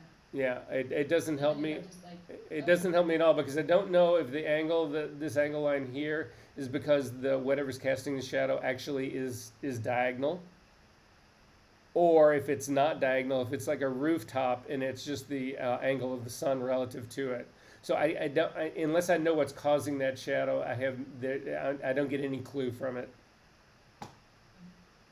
So anyway, but if we look at this, a lot of people think that this is how it's supposed to be. Is that, oh yeah, it's supposed to be rotated. That's not true.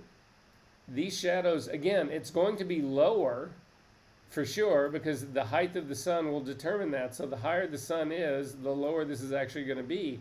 But I've already established the light on her face, meaning that the sun is not like overhead. I know that there's some angle in this, whatever. So again, I'm just trying to say, okay, is this part working for me right here? And again, there's a lot of liberty in this. There's a lot of looseness in this. I can't, but again, the thing that you need to count on in your compositing is that people, again, they're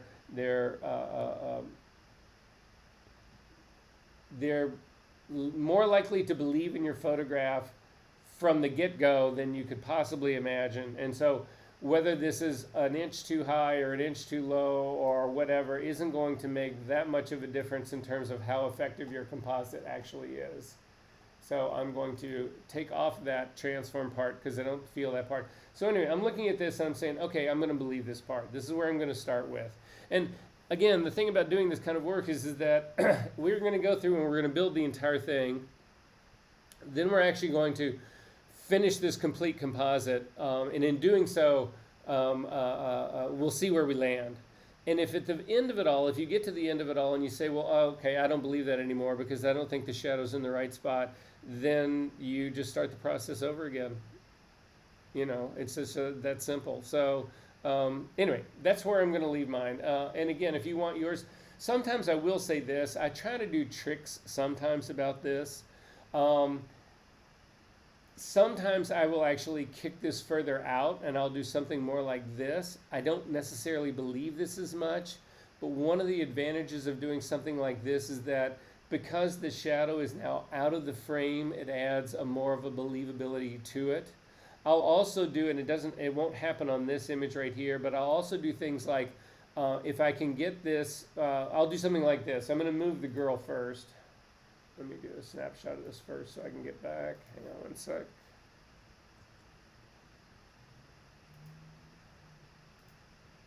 So a lot of times I will move the girl over to the side so that then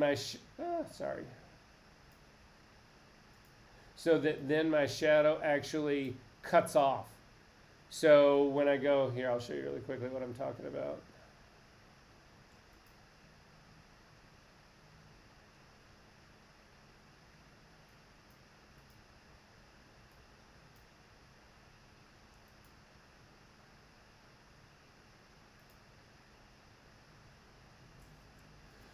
I'll do something like this because what ends up happening now is that the background is impacting the shadow. So the fact that she's over, and again, this shadow is way too dark right now, so we haven't fixed any of that part. We haven't tricked any of this out. But the fact that there's now, the fact that there's shadow missing forces my eye to believe or to understand the only thing that can explain this is that the background, the wall, and the parapet wall and the diagonal wall is impacting the shadow. So again, this is sort of a variation on that same theme of having something in my background that then becomes on top of my figure. It integrates that. This is now integrating. This is now, I've caused a situation here where the background is actually impacting my figure, impacting what I'm adding to this whole shot. If once I get it to balance out, it works out really well.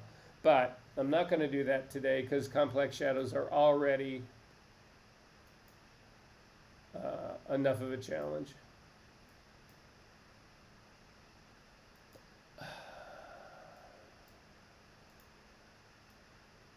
Okay, so I'm okay with my figure right now. I've made some selections already for you guys. So if you go over to your channels palette and look, you can see at the very bottom of the channels palette, there's an alpha selection called back wall. If you hover over it, don't, like I just did, don't select it, just hover over the thumbnail, hold down the command or the control key and click on it to load this as a selection. I need to get rid of her legs. Her legs don't belong on the foreground part on the floor. So it's just a layer mask, and I'm going to add that layer mask to my shadow number 2 just by clicking on the icon at the bottom of the layers palette that is the rectangle with the circle in the middle.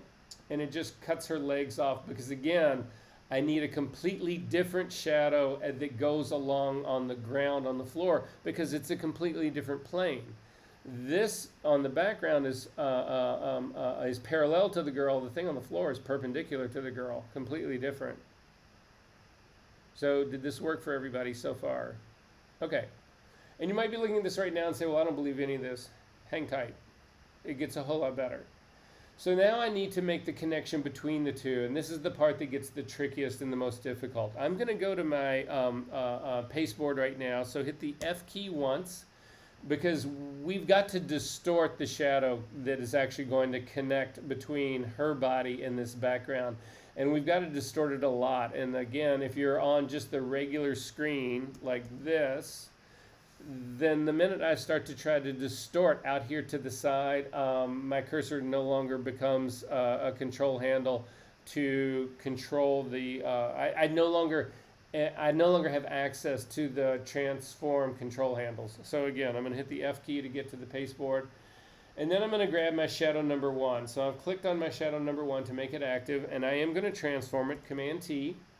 So with Command T right now, you'll notice if you hover your cursor over, well, first off, you see that there are the control handles that are around it.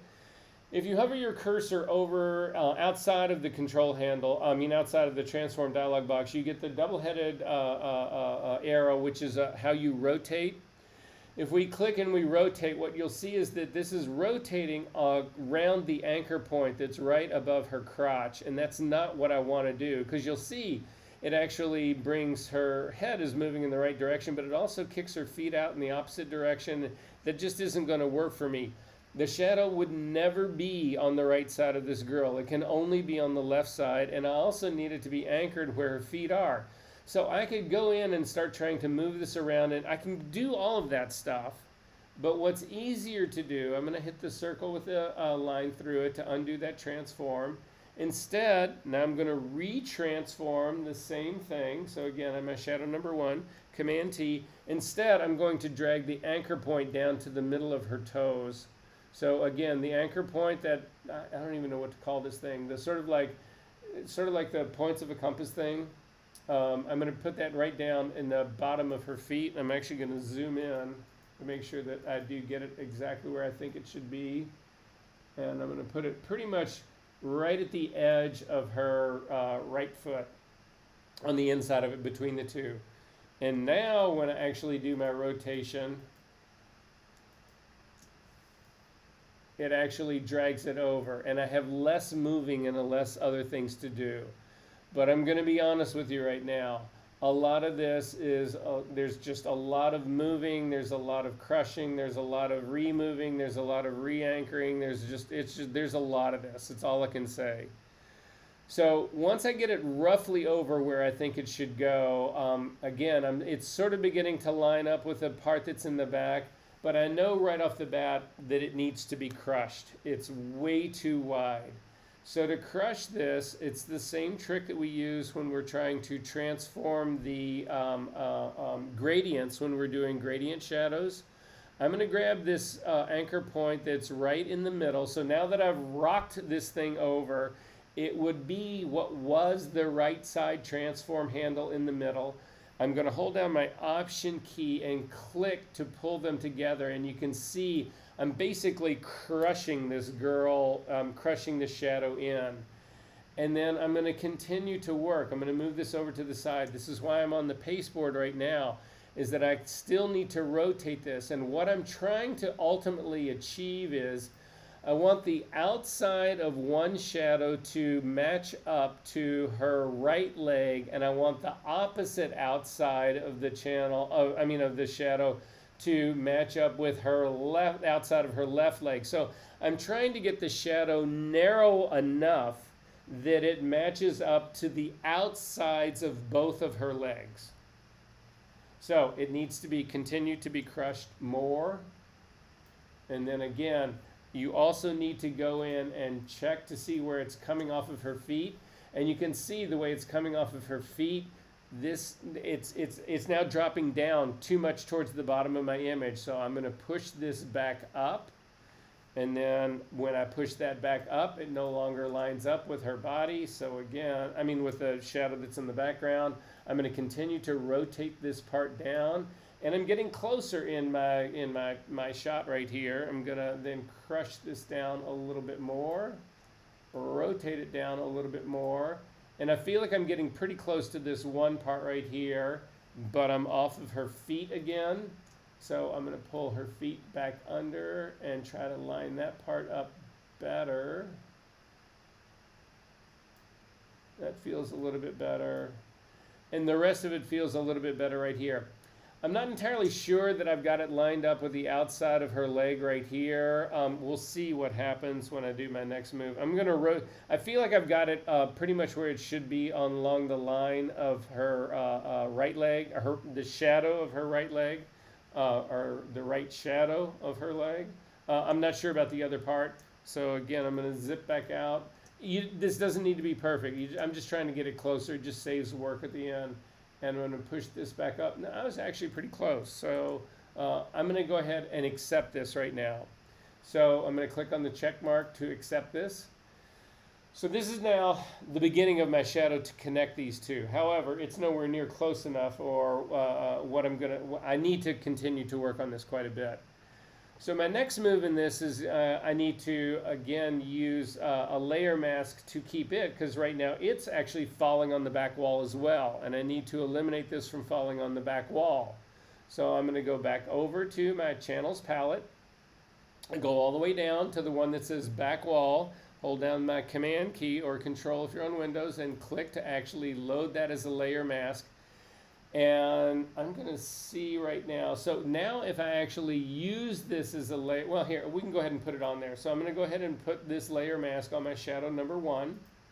And you can see it does the same thing as it did before. It actually allows it to show up on the back wall, but keeps it off the floor. I want the exact opposite of that, so I'm going to invert the layer mask, Command I. And now I'm actually beginning to get kind of where I need to get with this guy.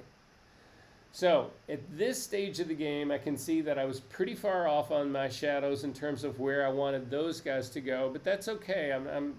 I've still got quite a ways to go here, and I'm not worried about that part yet. So I need to continue to transform the shadow that's leaving her feet and on the floor shadow. That's just the way I'm going to call this guy. And part of it I can actually just modify my mask to actually trim this out. Like for me, when I look at it, I think the left leg is actually pretty good, but the right leg is completely off. So I'm going to continue to transform this. It's just easier to do that than it is to try to rebuild all of this. However, my mask is in the right place. I don't want to, if I just transform this whole shadow number 1 right now, it will transform her shadow, but it will also transform the mask. And the mask will then no longer hide it from the floor, hide it from the back wall. So to keep them separate, you need to click on the link between the shadow and the mask. On my shadow number 1 layer, there's a little chain link that goes between the layer mask and the pixel content of the image. Click on that little link to break it, and then click on the pixel content, because I'm going to transform the pixel content. So I've got my little white brackets are around the pixel part of this layer, but the link between the mask and the pixel content has been broken. So now when I do a transform, nothing will happen to this layer mask. Everything will only happen to the pixel content. So I don't need to worry about the mask. So it's great because the mask then allows me to visualize this. So then I'm going to transform her leg shadows again, Command T. But at this stage of the game, I want more control about just being able to crush things.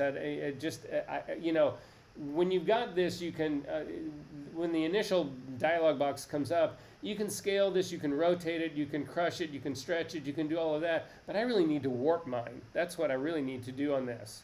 So there's two ways to get to the warp tool for transforming.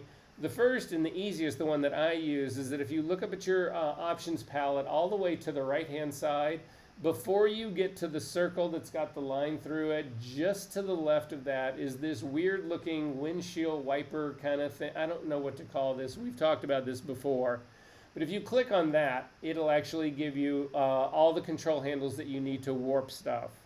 If you can't remember that that guy's there, you could also have gone to the edit menu, down to transform, down to warp. It's the same exact thing. And then now I've actually got something that I can get a little bit more finesse with. So I'm going to start with the handle that is in the upper right hand corner, and I'm going to click and I'm going to try to push that in, and it doesn't have any real impact on that. So I'm going to try and grab something that's a little bit closer, and you can see now I'm actually able to push this over, and I'm looking to get the left side of the, the right side of my leg shadow to match the shadow that's on the back wall. And so I'm going to pull it back a little bit, and that looks pretty good to me.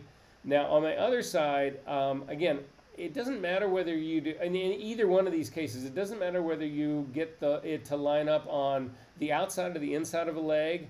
You just want it to line up on one of them, because otherwise you're going to have to go in and fix both sides. And I'm just trying to keep my work to a minimum. So then I'm going to grab another, I'm going to grab the point that is sitting right now on the middle of her thigh, of her left leg, and I'm going to pull it back to try to get this to line up. And again, I'm just going to continue working these together. It doesn't look like I'm going to be able to get that other leg to work. So I'm just going to accept the fact that this lined up really well on my right leg, and that my left leg is off on this.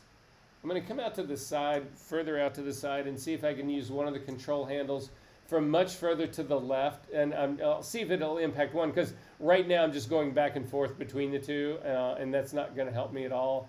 So I'm going to click here, and actually this does help me. So you can see it's pushing both legs back a little bit, so it's just more of an exaggeration of these two. And so I'm pushing it out in and sort of like choking this in. And I'm going to zip back in here.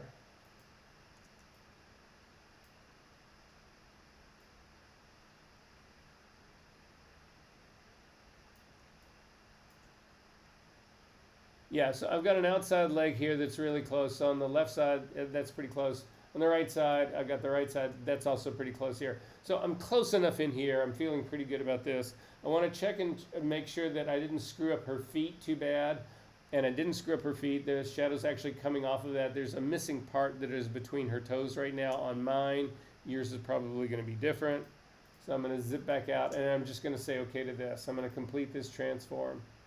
So this seems pretty good to me right now. I've still got some modification part that I need to actually do on this, but it seems relatively good for me right now. Yeah. So now I need to finesse this a little bit. If you zoom in and take a look where I'm going to start working now on the right side of the shadows. So it's going to be where the right shadow of the back wall meets the right shadow of her leg that's actually on the floor. It's slightly off on here. They don't perfectly match, which would be a dead giveaway. The inside of that same leg is way off. That isn't going to work for me. The other side, the left side of her leg on the inside isn't going to work for me. And then finally, the outside of her leg on the left-hand side is actually pretty spot on. It's a little bit there. I see there's a little something in here that I need to trim off. But for the most part, this part is actually relatively close. So I'm going to start with the part that I need to trim off first. So again, your image is going to be completely different than mine because of the way these things come together. So if you want to watch my screen here just for the next 5 minutes, I'm going to show you how I fixed this. And then you can do the same work on yours. So maybe come to my screen. I'll show you how I'm going to fix these parts. And then I will also let you, I'll give you time for you to actually fix your own. So the first thing that I've got on my screen, let me give you guys a visual of what I've got right here. This side's actually right here is pretty good. This is the floor shadow is carried out too far. The floor shadow is not carried to the center enough, and this other side is actually kind of close. So I'm just going to fix all of these really quick. So again, I'm working on my shadow number 1 layer. I'm going to do this using just the lasso tool, the L key, and I'm just going to circle this a little bit right here and hit the delete key to erase it. Then on this part over here, I'm not going to use that lasso tool. I'm actually going to do this using the pen tool because I want bend in this guy. So some people will do a really short one here. I'm not going to do a really short one here. So I'll show you how I'm going to do the pen tool. So I'm going to hit the P key. I'm going to start up here at the very top, and I'm going to come to this intersection right here. And then I'm going to come pretty far out onto my leg right here. And I'm going to click and I'm going to put a small bend in this. Not a ton of bend, but basically what I'm trying to do is bring this around so that it sort of falls into the natural line of the other shadow, the lower part of the shadow, so this part. And then I'm simply going to work my way around back to the very beginning. I'm going to go to my path palette. I'm going to double click on this just to call it path 1. I'm not going to bother to name these because I don't think I need to go back into, but there's no reason not to save them. I'm going to command click to load this as a selection. I'm going to feather this really slightly. The knockout of this is pretty sharp, but it's not going to be as sharp as the pen tool would be. So again, up to my select menu, down to modify, down to feather. We've done this 1,000 times. I think 1 pixel is too much. I'm going to do a half a pixel on this and say OK. And then again, working on my pixel content right here, I'm just going to delete it. Command D to deselect. That feathering looks too soft to me, so I'm going to go back in my history to selection change right here. I'm not going to feather this at all. Instead, I'm going to use my layer mask. I'm going to modify my layer mask to do this. I'm not going to get rid of those pixels because I may need to come back and move this some other way. So I'm going to select my layer mask. I want to hide this part. So that means on my layer mask, this area needs to be black. Black is my foreground color. Option delete gets rid of it. Command D to deselect. The edge line along here seems to make more sense to whatever else is going on here. Although I say that, I'm sorry guys, this still looks too sharp. So I'm going to go back to my selection change and I'm going to feather it 1/4 of a pixel. So instead of a half, I'm going to go to 0.25. And then again, I'm going to do it on my layer mask. Fill it with black, Command D to deselect. And now this works out pretty good. You'll notice that there is a white line that falls actually between these two. That white line is a consequence of a mask inversion. When I actually loaded the layer mask on the background, there's a border for that layer mask. When I invert it, that border happens again, and those two line up. And this border that you've got in between here is 1 pixel wide. We'll fix that in a minute. But now I've got my left leg is actually working well for me, but my right leg is off. So I'm going to zip in here. I'm going to do the same trick that I actually did before. I'm going to add just a little bit to this leg. So I'm going to click on this to start. I'm going to come down and actually click on this part right here. And then again, I'm going to kick out pretty far and put a small amount of bend into this. And then back around again. Go to my path palette. Double click on work path. It'll name itself path 2. Command click to load this as a selection. Oh, interesting. I need to invert this selection because that is not, this is, if I fill this right now, it's going to fill this background with black. That is not going to work for me. So I'm going to start that whole process over. I'm going to throw away that guy, Command D to deselect, and we're going to make it in the leg alone.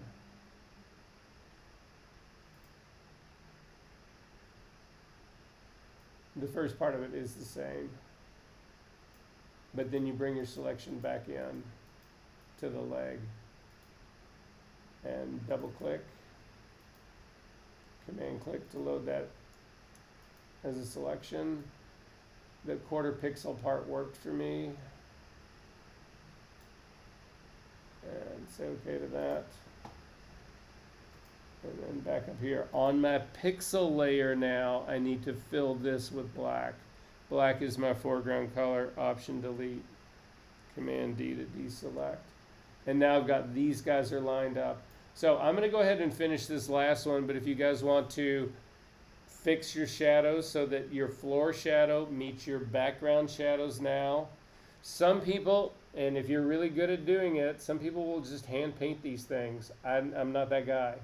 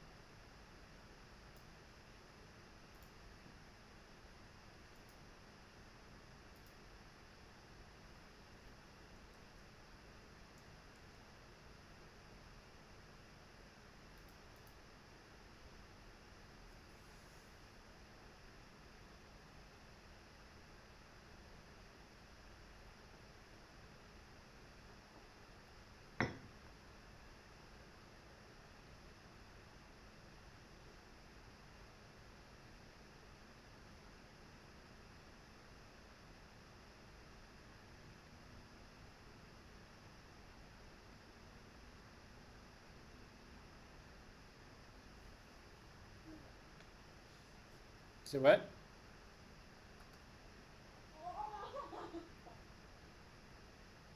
Okay.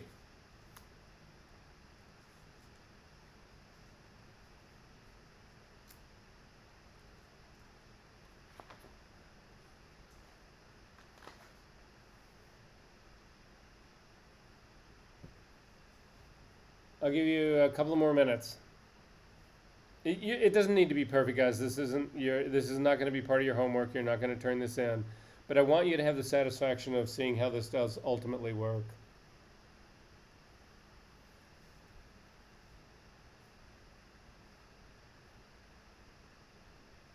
And while you're doing that, well, no, I'm going to wait. I'll give you one more minute.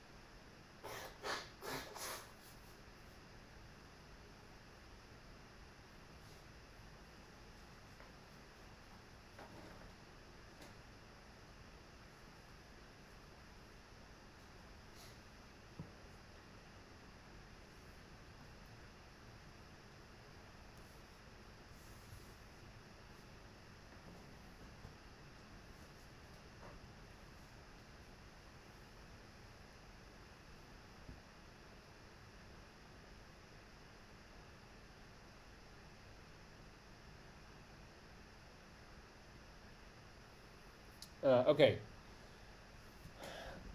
Before I finish this, a couple other things I need to do. I'm going to zip down. I want to look at her feet. I want to look at where this whole thing happened underneath her feet. So take a look at my screen really quickly if you need to zoom in. I just want to show you sort of one thing right here.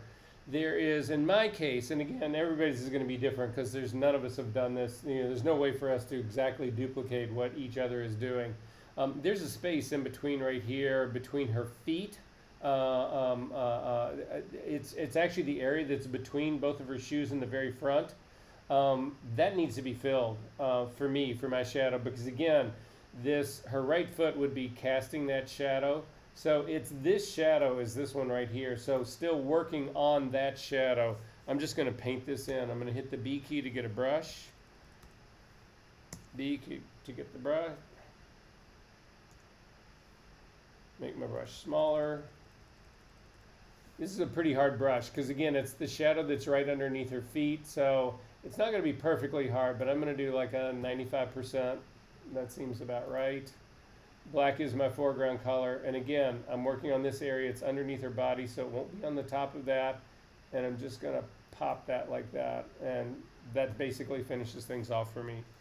So I came off the feet pretty good. I'm happy about that part. It looks like there's a hole right here for some reason between her shoes. I'm going to get rid of that part right here. And this part feels actually pretty good to me. So I think I'm pretty good, ready to rock here. I still have the problem of that area that's between where that single pixel line where the shadow meets the back wall. So what I'm going to do at this stage of the game, again, I don't like to bake too much into my files. So this is what I'm going to do. I'm going to select my top shadow number 2.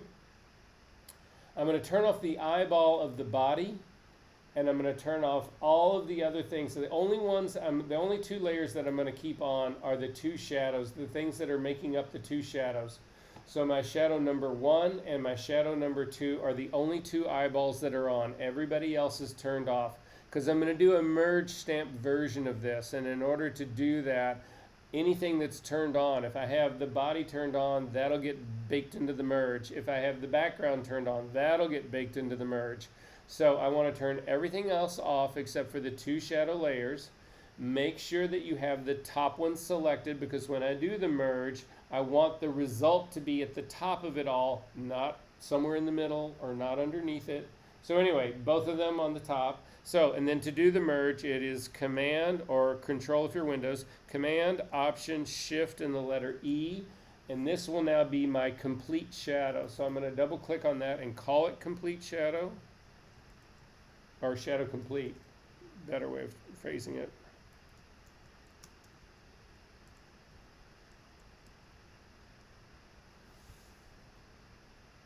And then I'm going to turn off the 2 things that built the shadow. I'm not getting rid of those because if it turns out that I screwed something up or I get further down the line and I realize that this is a problem and whatever, I can always go back. I can always go back to, oh, well, where I really screwed it up was when I did that pin work right around her legs. When I've tried to put them together, that's where my mistake was. I don't have to start this whole thing over. I just only have to go that far back. So then I'm going to zip into here to fix those lines that are between her knees. So again, the B key to get a brush. At this stage of the game, I'm going to make it a completely hard brush because I don't want any spill on any of this. So make sure that you have your shadow complete is your active layer. The B key. I'm going to make it a completely hard brush.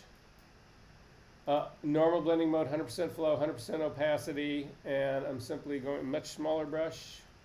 Black is my foreground color, and I'm simply going to paint out that line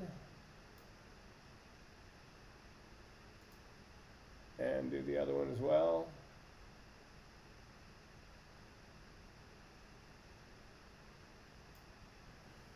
Perfect. And then finally, I'm going to turn this thing into a smart object.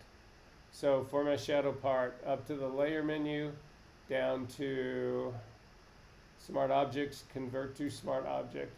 I couldn't do any of that. If I'd converted it to a smart object first, I couldn't have done any of that painting on it, which would not help me out.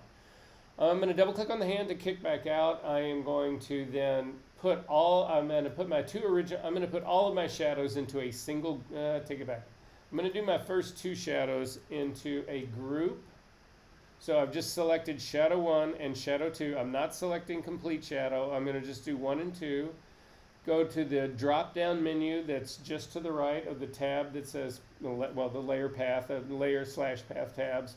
You'll get a flyout menu and say you want to do a new group from layers, and we'll just call it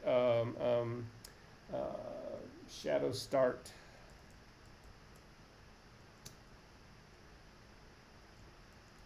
And the reason I don't want to just call this shadows because I've done additional work now before I created this smart object that don't exist in those 2 shadow layers. So so they're not the same thing. The combination of these 2 right now would not yield what I have, the smart object that I've got. I'm going to turn on my body layer And I'm going to come down and turn on the background layer as well. And so this is where I'm at right now. At this stage of the game, I would actually save my work. Again, this is not homework for you guys, but if all of a sudden something crashes, it's just an easy, good way to get back to this. That's why I keep a whole, either a folder or a partition on my computer called TOS. For anything temporary, I'll just save it into the TOS folder and we'll be good. Okay, so again, if you had done your flashlight trick with your hand on a piece of paper, you would know that shadows, as they actually start to move further away from the thing that is casting them, they get softer. And what that means is that the shadows that are by her feet right here are going to be much sharper than the shadows that are following, that are further away from her body. So I need to soften these up, but I can't just go in and blur this shadow and have it be the same thing at her feet as it actually is on the shadow on the back wall. The back wall would be softer, by her feet would be sharper. So I need to introduce that part. So to do that, again, one of the best things about having this as a smart object, go ahead and select your shadow complete layer. We're going to blur it, but we're going to do it because it is a shadow, and because it is a smart object, we're going to have a mask on it. So we can actually mask the smart object, the smart filter that's going to be the consequence of this.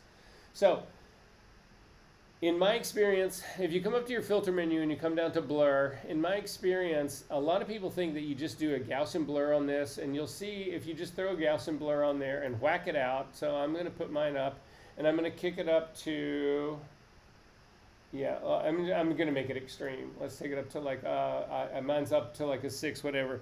You can see that the shadow in the background is awfully soft.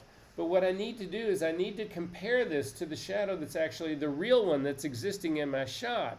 And at a blur of 6 pixels, this is far softer than it is on the edge of the background right here, on the edge that's actually on the wall. So I know that that's too extreme, so I'm going to back it off. I'm going to see what it looks like at a 3. And at a 3, this is feeling better to me. So this is one option that we've got, is the Gaussian blur. So I'm going to go ahead and say OK to this. I take that back. I'm not going to say OK to this. I want to show you another blur. So I'm going to cancel out of this. I'm not going to forget this. I may go back to this. But I'm going to come up and show you another blur. So a different blur, and one that I use a lot, it would be come up to the filter menu, come down to blur, and it's motion blur. And the thing I like about motion blur is that I'll actually give your shadow direction. And what it means by direction is that if you take a look at the little clock face that's in the middle of that, I've got mine set so that you can click on the lines, or you can actually do the angle. If you click on the angle slider and put in 0 for the value, the lines for your motion blur, it's the direction of your motion. It goes straight across the figure. If you change those lines and do them upright, so instead of going 3 to 9, I'm going to go 90 degrees, which would be noon to 6. Then my motion blur actually travels in an up and down direction. To see what I'm really talking about, grab the distance slider and drag it up to like 75. And you'll see that when you do this, in the 75, the angle going up and down, the 90-degree one, actually is not believable to me. That's not how motion, because her edges are still really tack sharp, but it's really hyper blurry going, again, from 12 o'clock down to 6 o'clock. I'm going to zero the angle out again so to get back. This is typically how I do motion blur, and it's much more consistent with the way shadows actually are blurred. Again, I've got a distance of 75, which is way too strong. So I'm going to kick mine back down to something that I think is more believable. Again, I'm looking at the edge of the real shadow and trying to sort of like match that part of it.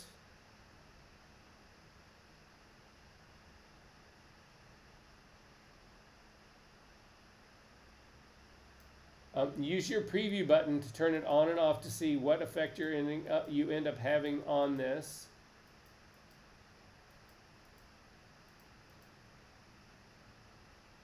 And I ended up with it right around a distance of 10. I feel like that looks really close to the one that I've got.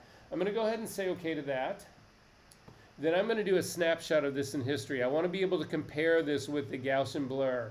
So back over to your history palette, click on history snapshot, and I'm going to call this motion blur. And say OK.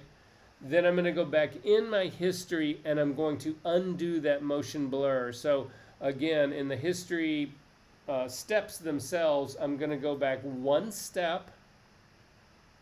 And in that one step going back, it gets rid of the blur that I just put on there. And then I'm going to try my Gaussian blur instead. So up to the filter menu, down to blur, down to Gaussian blur. And I am going to bump this up to the point that I think it looks like the real shadow edge. And I think, again, I'm going to use my preview check mark to go on and off for this. That 3 might be a little much.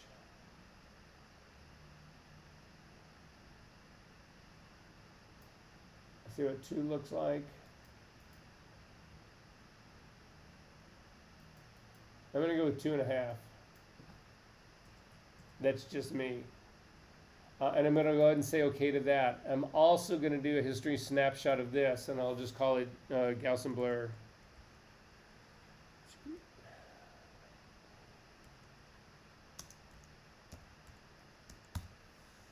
And then I can go to the very top of my history palette and scroll down, and I've got both of my blur states, and I'm just going to go back and forth between the two and see which one I think looks better.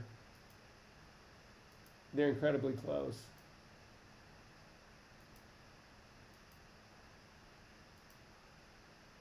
Actually, I think I'm going to go with the Gaussian blur. But anyway, pick your poison. I'm going to go back down to the bottom of this, and you'll notice this is the one danger about doing snapshots like this, is you'll notice as I'm going back and forth between these two that it has actually grayed out all of my history. And so what would happen is that right now, if I were to do one other step, anything, it didn't matter what it is, if I moved a layer, if I added a curve, and all of this history, all of these 50 steps, I would lose every single one of them. So if you want the Gaussian blur one, which is the one I've decided on, all you need to do is go back down and click on the Gaussian blur, and you have all of your history before it. If you wanted to do the other blur, which is the motion blur version of this, you could click on that, and again, you don't have any of that in here. So what I would still do is I would go down to the Gaussian blur, I would go back one step in history, and then I would run my motion blur again. Remember, most filters, if not all, are sticky. So if you go back to motion blur, it loads with the same distance of 10 pixels and the same angle of 0. But in my case, I'm going to cancel out of that, and I'm just going to go with the Gaussian blur part. Okay, so we said we wanted to actually have the blur fade as it goes from the front, because right now the blur is impacting the part by her feet exactly the way it is the background part here as well. I need her feet, the shadow on her feet, to be far sharper. But I've got a layer mask in here, a filter mask in here, which I'm going to use. So I'm going to select the mask for the smart filter. I'm going to hit the G key to get a gradient tool. In my drop-down menu up at the very top, I'm going to click, and again, I'm going to work with classic gradients right now, just because this is the regular gradient tool now is completely been rewritten for this version of Photoshop. I may spend an afternoon using the gradient tool and feel more comfortable with it, but right now I know that the classic gradient works, so that's just the one I'm going to play with, and I'm going to suggest you do the same thing right now. So I'm going to do the classic gradient. I am going to, and then I'm going to click on the preview of the gradient right next to it. This is set up to do my old shadows, so it's set up to go from foreground to transparent. That's not what I want. I want to click on that to get the flyout menu. then open up the basic types of gradients and select the very first one on the left. This is foreground to background color because my foreground and background colors are black and white. This is going to be black to white. And then I also want this to be a linear gradient. So I'm going to click on linear gradient. I might try a radial gradient here depending on how this works. And I'll show you why that is in just a second. But so anyway, I'm going from foreground color, which is black, which means if I use black on this layer mask, it's going to hide the effect. So I want to pull my gradient starting at her feet and go to this back wall. And as I do that, if I let go about the time I reach where the wall is, I should reach my foreground color, which will be white. My background color, which will be white, which will allow the entire blur to actually show. So working on the Smart Filter mask, I'm simply going to start right by her foot, click and drag back. I'm not going to go all the way back to the wall, and then I'm just going to let go. And you can see that it considerably sharpens up her feet, but then as we start to move backwards, it actually starts to, it's moving then to white. And then, so the background figure still stays that way. Now, it's really difficult to know because you can pull a gradient that will actually, because this is a linear gradient, it'll actually run up onto the back wall. To make sure that that's not happening to us, come down to your channels palette and you'll see that underneath your blue channel, there's actually your gradient mask, the mask that is on this Smart Filter. There's actually a version of it in your channels palette. If you click on the eyeball next to that, your wherever the mask is dark will actually show up. And so here you can see, this is showing me where it is. So there's none, so the area where it's right by her feet is clearly being, that black is clearly on that area. The area that's actually closer, that is her body, the whole background, that part's fine. That's also not being hit. But her hand right here actually is being hit by that just a little bit. So I know that's where I'm going to have a problem right now. So I'm going to fix that by simply, and I think I can probably work on this gradient. So I'm going to click on my Smart Filter mask. I'm going to hit the B key to get a brush. Make it a larger brush. And the only area I need to fix is right here on her hand. So black is my foreground color, and I'm simply going to paint black on this area right here. It shows up as red only because I've got the eyeball checked to show me what's happening to this mask. But when I turn this off, you'll actually see, oh, that was the exact opposite of what I wanted. I just made her hand sharp. So I'm going to go back in history to where I did my Gaussian blur. I'm still going to, I don't want to lose my gradient, sorry. That's my classic gradient right here. So I know on this mask what I need this area to be white because it needs to be showing the blur. So I'm at the X key to make white my foreground color and then just make sure that that thing is painted in. And I'm good to go on this. How are we doing?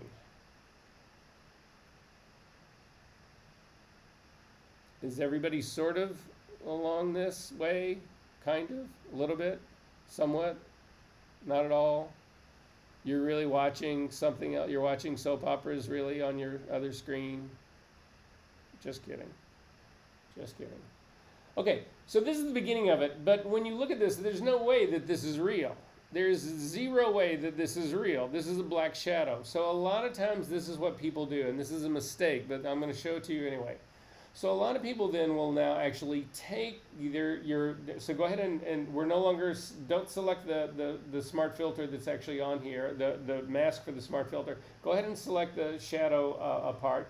And so what a lot of people will do is say, well, a shadow wouldn't be jet black like that. So what they'll do is they'll actually drop this down. They'll they'll use opacity to drop this down to create a more believable version of this. That is not how you do this. So that's not going to be the believable part of this. So the reason this is not believable is that the reason you have shadows is an absence of light. So what happens is that light is actually not reduced across the board. Light at its greatest intensity is dropped down, but ambient light still exists. So we need to recreate how this truly happens in real shadows, not this opacity slider, because this opacity slider, all it's doing is allowing part of the white to show through here. If that was a black background right here, it would have no effect on this at all. So that's not what, this isn't going to work for us using the opacity slider. So I'm not going to use the opacity slider. I'm going to drag this all the way back up to 100%. And instead, I'm going to load this smart object as a selection. My shadow complete, I'm going to hold down the command key and click on it to load it as a selection. And then I'm going to add a curve on top of this. So now what I have is a curve that is got a layer mask already built on it. The layer mask is of the shadow that I have just built. And it has the blur is built into it. The connection is all built into it. The shape is built into it. Everything that was on the shadow complete layer that I selected is a part of this. I'm then going to turn off my shadow complete. It goes away now. And the way shadows really work is that you grab the highlight point. So come over to your curve. Again, make sure that the properties is selected. Grab the highlight point that's at the curve at the very top right-hand side and start to pull this down. This is how shadows really happen in the real world. So then we've got a good range here to figure out, okay, well, how dark should this be? How light should this be? I have a reference in here. It needs to match exactly what I'm doing right here. So to get to my reference, I don't know about your version of this file. Mine's already got two color sampler tool points on it. I'm going to get rid of mine and reset them. So I'm going to come over to my color sampler tool. Again, it is the eyedropper tool. Click on the eyedropper tool. You'll get a flyout menu. Come down to the color sampler tool. Then in my case, because I've already got two of them, I'm going to go up to the clear all button in my options bar to get rid of them so I can set brand new ones. The first one I'm going to set is on the shadow, the real shadow, but it matters where you pick. If you'll see as you start to get closer to the edge, whether it's the vignetting of the lens or whatever reason it's too dark, the different planes that happen on that background wall are also, you wouldn't want to click right in the middle. So I'm just going to click something that's like right in the middle of the shadow here, and I'm going to set that down as my point number 1. Then I'm going to come over and go on to my shadow, and I'm going to click on my shadow, the one I'm faking, and click that as point number 2. And then I'm going to take a look at what I've got going here. So this is really, really, really important. This is the other reason you don't use opacity is shadows have color. It may be really strong color or it may be really subtle color, but they have color. And if you take a look at my point number 1, the color of it right now is 160 red, 155 green, and 152 blue. So what that's telling me is that pretty much, if you're trying to figure out what color that really means, take the color that's right in the middle and ignore it. So I'm going to ignore the green version of this. And what I know is that because the R is more, I've got more red in this than anybody else. And because I've got less blue than anything, it's also the opposite of that, more yellow. So what of the color that is of this real shadow over here is a slightly reddish yellow shadow. I need to duplicate that for my fake shadow. So the way to do this, so far when I pull down this highlight part, I'm controlling the luminosity part of this. I'm pulling this down. What I'm looking for is my after values, and I'm going to just bring it down to until I reach the highest of the channels in the real shadow.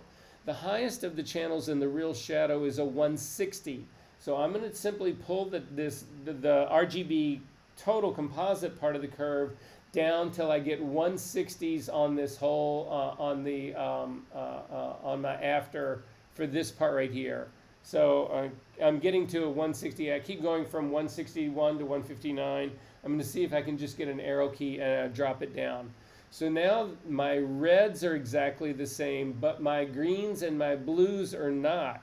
So then I'm going to go to my drop down menu on my curve, and I'm going to go to my green channel, and the green channel needs to read 155 so that it matches the real shadow. So again, grab your highlight slider, not anywhere in the middle, grab the highlight point and start to pull it down till you get a green value of 155. So this is now matching the real shadow. And then finally you do the same thing with the blue.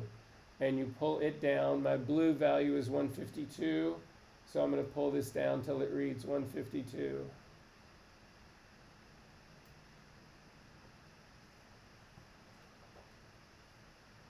So if you got as far as I got right now, you should be fucking jumping up and down with joy and thrilled. This is not a complete composite, but in terms of the shadow work in here, this is incredibly well done. But we are going to continue to trick this out to make sure that the rest of this actually does match. So what does that mean I need to do? What have I not done on this composite that I should have done? Track layers. You betcha. So select your body at the very top, make it the very top layer because I want all my check layers to be up on the very top. Come over to my actions palette. Wherever yours are, find them. I've got more actions than I know. I really need to go in and clean out my actions setup at some point. I'm going to click on it and I'm going to go ahead and run it. I'm not going to start with color correction, so I'm going to turn off my color check layers, but I am going to come down and turn on my luminosity layer. And this will be the first and kind of like most important one that I really sort of like care about in here. And so in looking at this right now, my sense or my feeling in this is that this is not too far off. I feel like in a weird way she should be a little bit brighter. But then when I turn my luminosity check layer on, no, she definitely needs to be brighter. This does not fit to me. This looks like a girl who's lit in the studio. This does not look like somebody who's actually out in available light part here. So that's going to be at least my vibe. That's where I'm going to go with here. So I'm going to click on the body layer because again, I'm going to now add an adjustment layer and I want it to be on top of the body but underneath my check layer. And so then I'm going to add just a regular curve. This is going to be, again, a luminosity change in this. So I'm going to immediately clip this curve to the body. So again, if you hover your cursor between the curve and the body layer, hold down your Option key, you get the weird little square with a counterclockwise arrow. Click on that. It'll actually then clip this curve to the body so that when I move the curve, it only impacts the body. It doesn't impact the rest of my image. But then just as important, you've got to change the blending mode of this curve from normal down to luminosity because you do not want your shift. If we didn't do that and I do some shift in this curve, it will also impact the color of the girl. And I don't want this. The color, I'm going to do that on a separate layer. And then what I'm finding, what I feel about this is that I feel like that the shadow area, the shadow areas of the dress that she's wearing, they fit this scene. I don't know that I need that to be that much brighter, but the highlights don't fit it. The highlights, her face does not fit this. So typically, again, people, whenever they do curves on this, everybody's temptation is to grab the middle and push the middle up or the middle down. That impacts everything, and I don't necessarily want to do that. I want to start with the highlight part first. So I'm going to grab the very top of my curve. So again, the highlight point that's at the very top right-hand corner, and I'm going to start to drag it towards the right. And it doesn't take a whole lot before, again, I'm now doing a much stronger lift on the highlights. And as I start to then go down the curve, it starts to return to normal. And by the time I get down to my black point, it is normal. And if I felt like I was opening up the dress too much, I could always click a point in the middle and push it back down to reset it. But I don't really feel like that's happening. I feel like this is actually doing a pretty good job of that. So then I'm going to turn off my luminosity check layer and see how I feel about this. So I'm going to turn it on and off now, and I feel like, okay, yeah, that fits my scene much better. I still feel like the saturation and the color are a little bit off on this guy, but we'll see how that goes. But this at least would be my first move. If you want the exact same number that I ended up having on that, I had a input of 235 to an output of 255, which is actually, it doesn't look like a whole lot here, but it's actually it's a lot. So that's going to be my luminosity check layer. I'm actually going to then go after my color. The problem I have with my color, I don't think my color is really going to help me here at all, is I have no other color in the scene. So I've got a little bit on one side, I've got something on the bottom, but there's no, what am I trying to balance this to? I don't really have any color in my scene. So again, it's not going to be the blue background. It might be a little of the blue background. I might say to myself, well, okay, she's being lit by the sun, but she's also being lit by the big blue sky. So maybe I need to kill a little bit of that. From the looks of it right now, her skin tone has not got a lot of yellow in it. It's got a lot of red in it. And again, the opposite of red would be cyan. So maybe I can push this a little bit in that cyanic direction. It'll match the background a little bit more. So I'm just going to try that. So I'm going to go back down to the luminosity layer that I made. I'm going to select, again, the adjustment layer that's right above the body. So I'm going to go back down to that. I'm going to add another adjustment layer on top of that. Again, all of your adjustment layers fall underneath your check layers, but on top of the body and directly on top, or they have to be ganged together, otherwise you can't clip them. So I'm going to add color balance on top of that. Again, hover between the two adjustment layers, hold down your Option key, click on the clipping icon to actually clip this layer, and then again change the blending mode of your color balance from normal down to color. And then again, it's the cyanic slider. It's going to be the one at the very top, and I'm going to just start to push it a little bit towards the cyan side. And I don't see, this isn't impacting her face at all. So it might not be this layer. So I'm going to double click on that to zero it back out. You can try the magenta slider. I don't think it's it, but we can try it. I'm going to start to push it towards the green. And again, it's not impacting her face at all, so I'm going to zero that out. And then finally, I'm going to go to the yellow slider here, and I'm actually going to try to push that slightly to the right or to the, I'm going to, sorry, wrong way, to the, to the right, to try to put a little bit more blue in here. And I'm not really picking up anything in her face to actually do that part. So I'm going to go back and believe, in all honesty, that it's not either one of these. I can try to, I'll push the cyanic over just a little bit and we'll sort of see what's happening. It's opening up a little bit. Let me take a look in here really quick. Actually, no, it's doing pretty, that's hitting it pretty hard. So yeah, I'm going to pull this back. So if you want the same value that I've got in mind, I've got like a negative 15 in my cyan red slider. So I'm pushing it towards the cyanic side into a 15, and we'll see how this does. I'm beginning to suspect that my real problem here, guys, is saturation. But anyway, we'll see. I'm going to go up and turn off my color check layer and then zip back out. And it doesn't look like that check layer got clipped. It is. Well, that actually does help things a little bit here. That pulls a little of that red out of there, so I'm going to keep that. If you felt like what we did was too strong, instead of going back in and readjusting the layer part right here, because it's hard to adjust this while you're actually looking at it, you can always use your opacity slider here, and you can zip your opacity down and zip it back up again. I'm just going to leave it here, and we'll see what this looks like. And then my final adjustment on here, my final check layer is going to be my saturation check layer. So I've turned off my color. I'm going to go to my saturation check layer.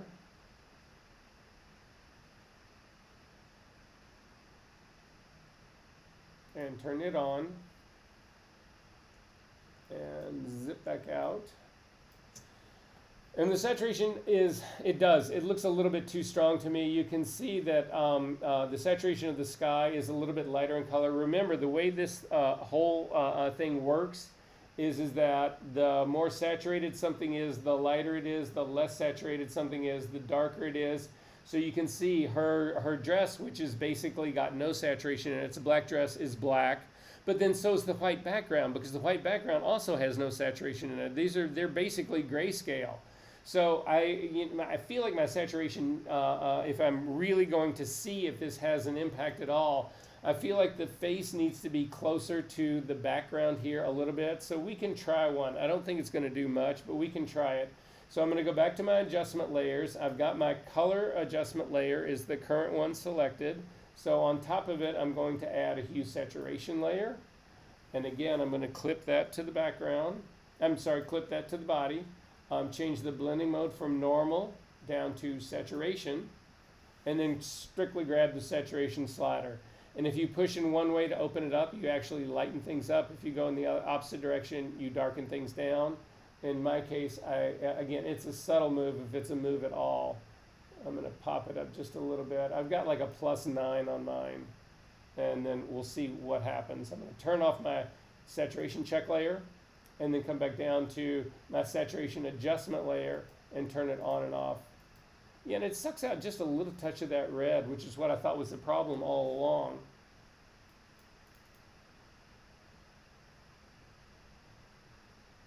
And I'm missing one of my background layers. Oops. Boom. So to see how far we came, or to see what all we did, do a history snapshot of this. So go back to your history palette and do a history snapshot of this.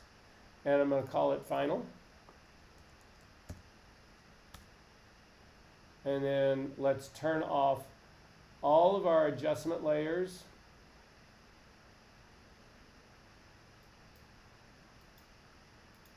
Oh, hang on. That final did not have the saturation adjustment layer on. So I'm going to do a new one and call it final.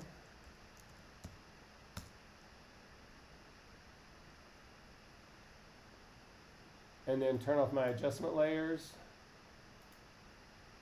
and turn off my shadow and do another history snapshot and call it, I'll just leave it snapshot 2. Scroll up to the top, and then you can see your before and after. Makes all the difference in the world. Did this work for you guys? Or at least somewhat? Anyone? Questions about this? So I'm telling you this right now. We all know that this is fake, right? Print this thing out and throw it up at your next critique, and people will say, well, where did you do that? Trust me. Okay, F key once, F key twice. You can close this up. We're done with that. You don't need to save it. You're not turning it in.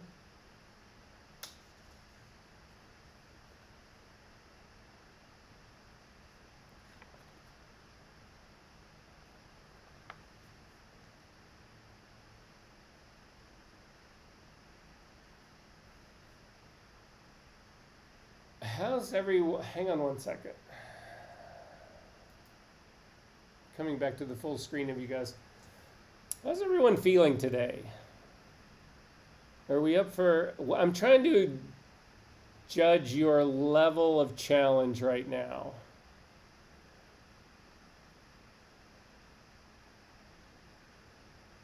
Okay, here, we'll do a vote. We'll do a vote. And you'll have to hold up, because I can only see a few of you. So I don't know how we do this. I know we can do a poll, but so Britta, so I got at least one comment here. I'm brain dead. Yeah, throw your throw your. I just want to see what the comments say, just because I think it's hysterical.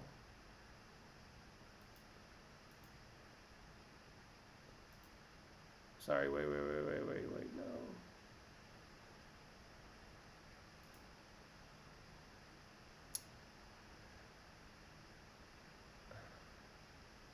Brain dead, sorry, felt that. 3 out of 10, feeling okay.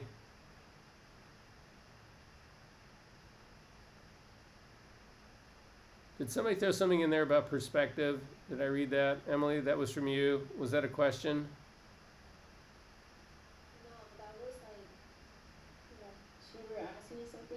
I think it was about scaling at first, but it was actually something else. Yeah, there really isn't thinking. Okay, so here, this is what I'm going to do. This is going to be, because I really want to focus on compositing parts right now.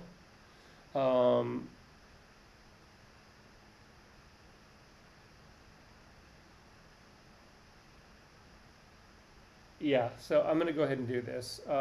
Hopefully you won't be totally brain dead. This is a little bit involved. It has to do with extreme coloring, extreme color matching. Let me ask you this, just in general, and I can get just thumbs up or that kind of stuff. It's easier. You don't need to come on. Just let me know. How is everybody feeling about the whole check layering, color balancing, all that kind of stuff? Are you guys relatively okay with that part of it? Okay, I've got all right, somewhat. Okay, so the thing about, I'm going to go ahead and do this part here, and it'll be probably what we wind out on. There's a couple of other things about doing recoloring elements and that kind of stuff, but that's all stuff that we can get to later. So I think we'll be fine on that part. At any rate, this is what I'm going to do right now is extreme color correction, really extreme color correction. And every time I've showed this before, some people get confused about when you use the kind of color correction that we just did and extreme color correction, what I'm going to show you right now. What I'm going to show you right now is used on really rare occasions. But if you really do have really radically different colors that you are trying, well, you'll see the example that I've got. If you have really hyper radically different ones, using the color balance tool, using that trick and the saturation will not work. It just won't. You need to do, again, extreme color. You need to essentially think about rebuilding the entire color foundation of one of your elements to have it fit in. So I don't want you to think that you're going to then, okay, well, what we've learned now, I can forget, and I'm only going to do this extreme color correction part. It's actually the exact opposite. The color correction and the way we do it here, what we just did by using those color check layers and that color adjustment layer and the saturation check layer and the saturation adjustment layer, those, for me anyway, I use those 99% of the time. But if you need something that's really extreme, whatever, that will not be good enough for you. And so we're going to change that. So I've already talked to you about this before. Let me share my screen again. We're going to start this up again. And this will be where we wind up our day.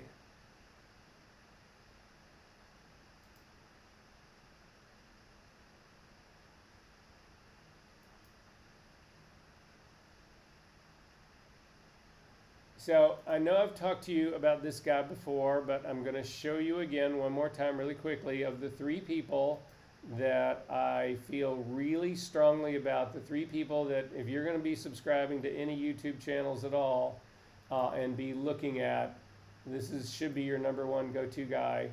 And I can never say his full name, so that's why I'm actually going and just showing you his channel right here.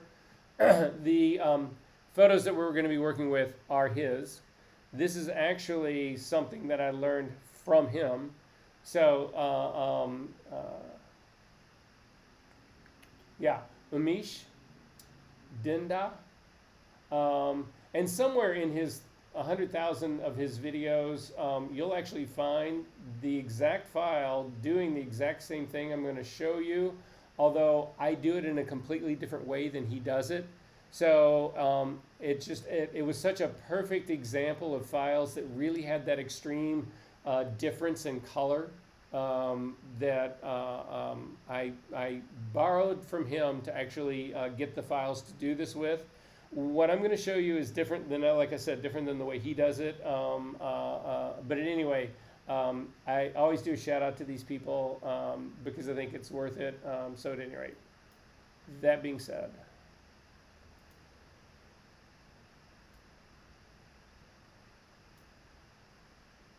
This is going to be in our session 9. We didn't get to this last week, but it's, so go to your session 9 folder and go to your Pix Imperfect Composite folder.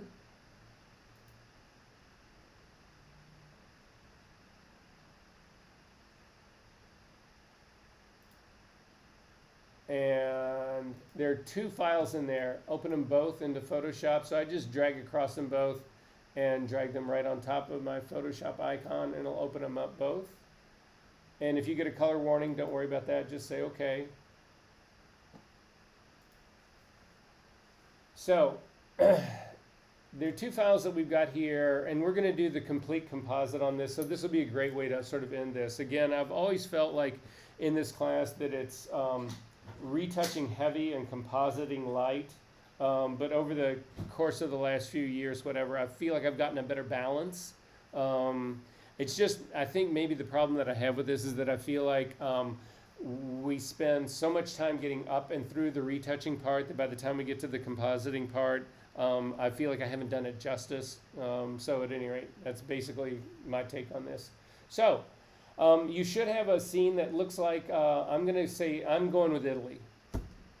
It could be France, I don't know. But anyway, I'm going to go with someplace European. It could actually be, it doesn't even have to be European. This could be, well, I was going to say this could be Gaza, but not anymore.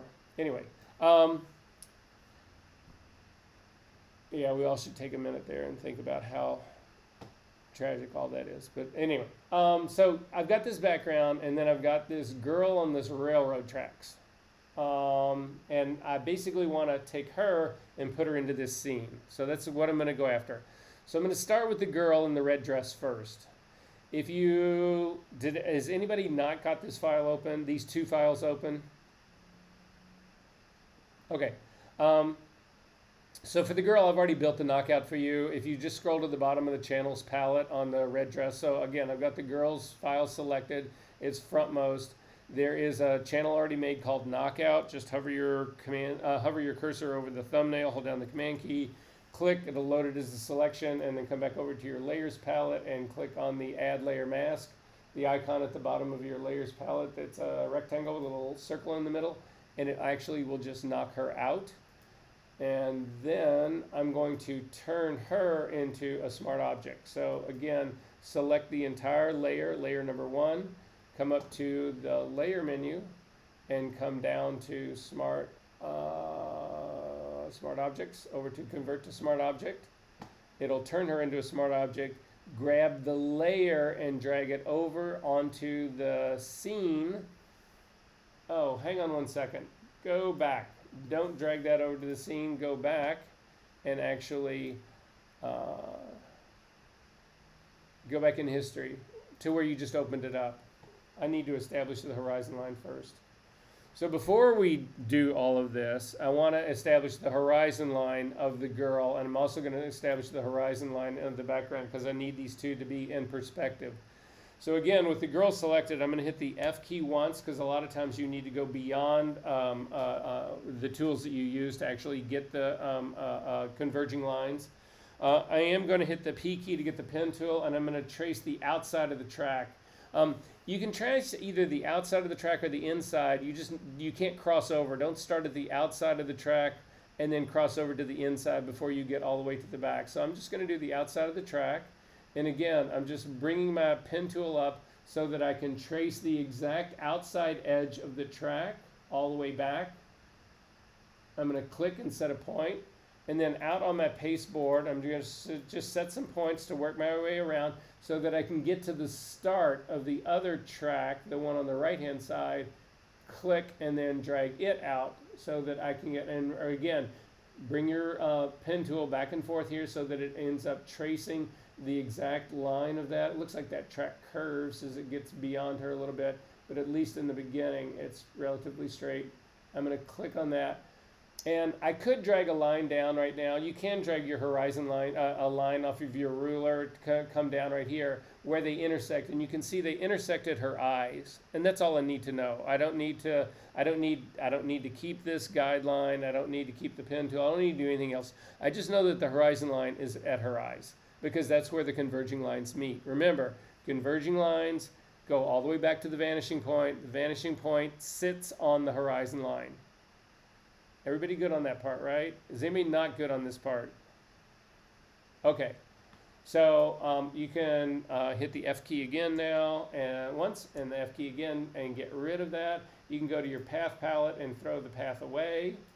You don't need it anymore. And now we're going to knock the girl out. So go into your channels palette, hold down the command key, click on it to load the selection of her. Go back to your layers palette. Click on the Add Layer Mask, and then turn that entire thing into a Smart Object by going up to the Layer menu, down to Smart Objects, and Convert to Smart Object. So now I know basically where her horizon line is. Before I drag her over to the background, I actually need to get the horizon line of the background, of my alleyway, of my scene. So I'm going to zip into this. Hang on one second. And just double click the hand to get it as big as I can get it. So there's some weird converging lines in here, and you need to be careful about what we pick. So for instance, if you look at the windows that are the air spaces that were to go in the basement, I'm looking at the left-hand side now in those sort of like window areas that are actually touching the roadway here. Those are not good. Those are like really, really old and ancient, and none of that is actually going to be, nobody's ever going to have used a level when they actually built that part. However, if you look at the windows up above that, those things are actually relatively new windows. If you look at the masonry up there, those are relatively new. So I trust those. I don't know that I really trust the line between where the material on the wall changes from that sort of rougher, darker lower half to the more plaster work that's up on the very top. So I'm going to base this just off of the off of what I consider to be the more modern windows. I'm going to stay away from the door that's on the right-hand side. I'm also going to stay away from the windows on the right-hand side that are on the first floor. I'm going to avoid those. I'm going after what I think is much more modern architecture, to be honest with you, and I think that that'll probably be a more legitimate version of it. So I'm going to hit the F key again with these guys exactly the same. I'm going to hit the P key to get the pen tool, and I'm going to click on the very top of the windowsill on the left-hand side of the one that's closest to the camera. So I'm going to click on a point there. And then if I'm guessing right, it should actually, the window that's to its right is also part of that very same window. And if I hover and do my line over it, you need to make sure that you're actually tracing the line of the entire windowsill. So again, if you can see my screen, if I'm way down here, it's wrong. If I'm way up here, it's wrong. So I'm just hoping that these windows were made at the same time. And they look like they are because it's lining up really, really, really close. So I'm going to click that as one guideline. And then again, I'm going to zip outside, and I'm going to go after the top windows that are here on the other side. Although I can't get to the top of the first one. Well, maybe I can. I'm going to actually go after the bottom of the windows that are on the other side. It's just easier to see. And I click on the bottom of that and then drag this part down here. And I'm a little nervous about the fact that they don't line up with the other one that's sitting on the other side. Can you guys see this? So on the right-hand side, I've got one window thing that I think is a window thing, but it doesn't line up if I actually, well, I guess that really kind of does almost line up. Anyway, I don't really trust this place that I've just said, so I'm going to start in a different place. I'm going to start with the middle window on the right-hand side, and I'm going to click, I'm going to zoom in first. I'm going to click a point right here, and then use the other window that's in the back. Because this seems like it's tracking along the underside of those windows the same. And that's all I need to do. So then I know where my horizon line is. And this is the weird thing about this, is a lot of people would have thought the horizon line was actually up there at the very top, at the back where the alley or the street actually curves and goes out of sight. They would have thought that's where it is. It's not. So I'm going to click and drag down a guideline here. This guideline I am going to keep.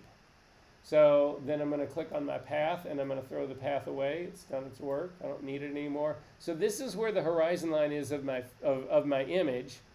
I'm going to hit the F key twice to go back. So I've got so I'm able to actually work on both. And then I'm going to grab the girl, grab again the layer of the girl, and drag her onto my scene in the background. Hold down the Shift key to bring it in the center of my image, and let go. And then I'm going to go back to the girl, and I'm going to close it up. And I'm not going to save it. You don't need to save it. You've actually got them all where they need to be. Then I'm going to double click on the hand so that I actually have this image as large as I can get it. And this is where I'm going to go from here. So if I want these two things in perspective, what this means is that I've actually got to get the girl, again, the horizon line was at her eyes. So I'm going to hit the V key to get the move tool, and I'm just going to drag her down here. And this is where she would actually have to be. Now, because she's no longer anchored in the image, because I don't have the bottom half of her, I don't know if this is actually going to work. So I've got a guideline for here, but what I'm going to do with her is I'm going to scale her first. And then I'm going to see if I actually am in perspective. Because my suspicion here is that I'm not. But at any rate, so I'm going to hit Command H to temporarily hide that horizon line. Because, again, that's just the way that I work. And I'm going to move her over by the door. The door is the only thing in here that I really know what the scale is. So I've got her sort of next to the door. I'm going to hit Command T to bring up the transform dialog box. I'm going to click on the link between width and height, and then I'm simply going to use the scrubby slider and hover over either the H or the W in my options palette at the very top. I'm going to click and I'm going to drag her down. Then I'm going to hover right in the middle of my transform dialog box, and I want to put her right on the threshold of that door. So I went down too far with her, so I'm going to then click on my hue saturation. I'm on my height slider, and I'm going to make her a little bit bigger. I'm actually going to shift her to the side to see what else I can see on that door. I'm going to zoom in. Oh, there is a doorknob. I'm not a doorknob. There's a doorbell. There's an intercom that's sitting right on that wall. So in intercoms, in most intercom situations, when you go, especially if one's on the outside like this, that you don't need to worry about that much, if you think about where it is, you might have to stoop down just a little bit to see, to read it, to see where those numbers are. But she's going to be probably, her head needs to be roughly somewhere in the area of this doorknob thing with her feet on the ground at where the threshold is. So I'm going to zip over here. I'm going to go past it all. I'm going to put her feet in the threshold. And I'm looking and I'm saying, okay, does her head here match where she is tall? You know, again, if I can bring her way down like this, she's way too small. She would never be able to see the door. If I bring her all the way up to the height of the door, no, that just isn't it right here. So it's somewhere roughly around there. That's scaled about right. If you push her over to the side and you look at the actual door, so what's happening in the door is the door doesn't go all the way, it's not as tall as the entire opening. There's an insert right here that is the real size of the door. And so if I pull her over here, again, I'm going to put her down in there. Would she be able to fit in this door? And you can see this is where the door, the top of the door is.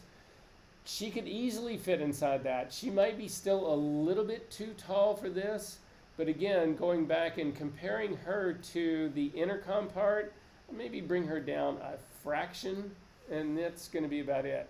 If you want the exact same scaling and the size that I've got, she is scaled at, I'm just going to do a 48%. I'm going to just type it in.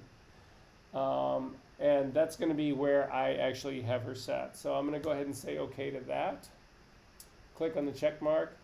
So she is now scaled right for my scene, but I can move her right to left. So I'm going to hit the V key, hold down my Shift key when I move her, and I can drag her back and forth right to left.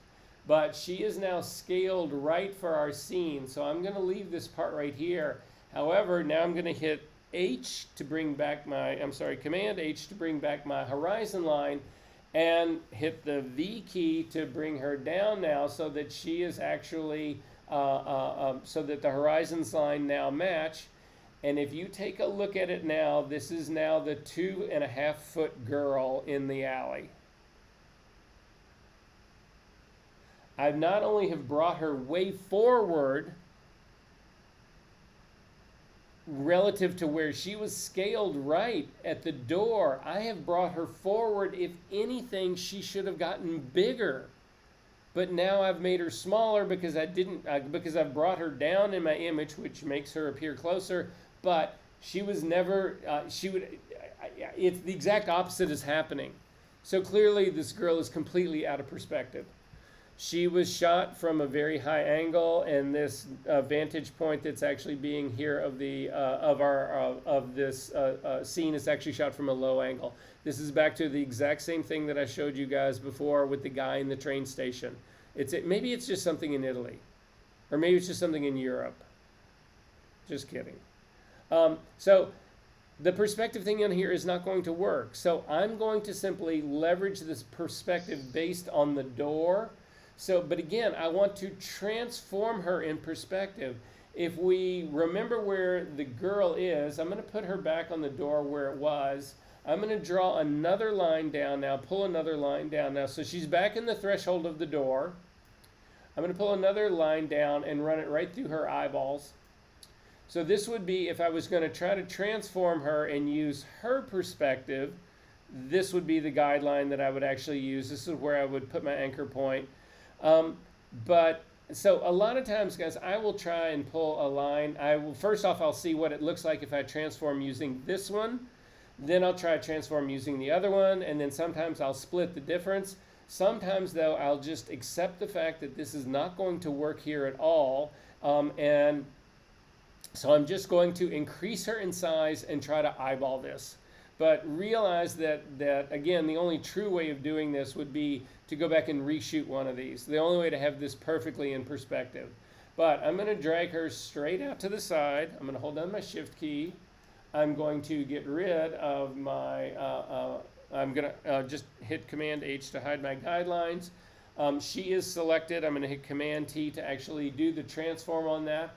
I'm going to leave the anchor point right in the middle so that she increases both going up and down, so that she increases size-wise, not just by growing up or growing down, but growing in both directions. So I'm going to leave my anchor point right in the middle, and then hold down the Shift key and the Option key and click and drag one of these points and bring her a little bit more forward. Now, in doing that, I feel like she's still too close to this threshold in the door, so I'm going to also drag her down slightly to indicate how she would be a little bit closer to me. And so, again, I'm eyeballing it and I'm making the best of a bad situation. But in this scenario, she feels close enough and right enough to me. Is everybody good on this compromise? So if you want the same rough settings that I've got, I'm going to hit Command H again. You scaled her at the right size scaling. To get rid of these guidelines, come up to the view menu, down to guides, and down to clear guides. And then if you want to know about where she is, the top of her head is running right where the intersection of that conduit or the seam on that wall on the left-hand side is. And then on the bottom, it's roughly right where there's a line that's running across one of these flagstones down at the very bottom. That's basically where she would be and how tall she would be. So, but other than that, don't worry about it. This is really about more matching extreme color, but I'm going to get rid of these guides as well. Okay. So you can see that the girl here doesn't fit at all in terms of our extreme color part here. So we need to fix that. What can you tell me, though, about the rest of this image before we even go to the color part? Do I have a lighting problem?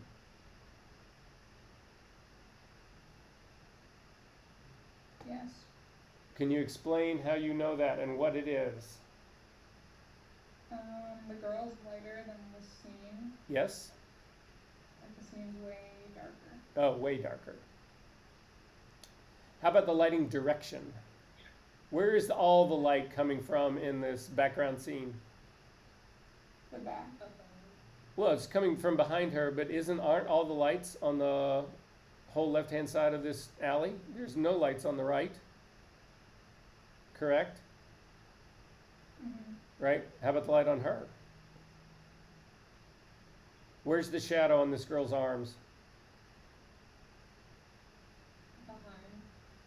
The shadows are all right here on her left-hand side. That's where all the light is. This girl needs to be flipped. She's just like the other girl, exactly the wrong direction.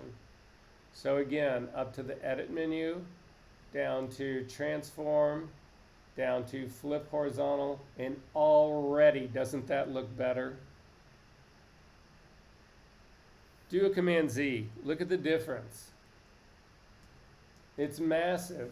All this light, you can imagine there's another light somewhere along the alley here. They don't just start in the back, and the light would be coming from this direction. Again, it's not only is her color wrong, the luminosities, all those things are wrong. I get that, but I'm just saying this would be the first move that I would make. Are we good on this part? Okay. I need everyone to go back to your session 9. Number 1, I need to get out of here. Oh, there we go. Go back to your session 9. No, I take that back. No, I don't take that back. Yeah, go back to your session 9 folder. Inside of that folder is a PDF called Extreme Color Matching. So even if you cannot remember everything I'm going to throw at you right now, realize that this PDF exists and come find this PDF, because this will walk you through all the steps that we are going to take right now. I need everyone to open this PDF up.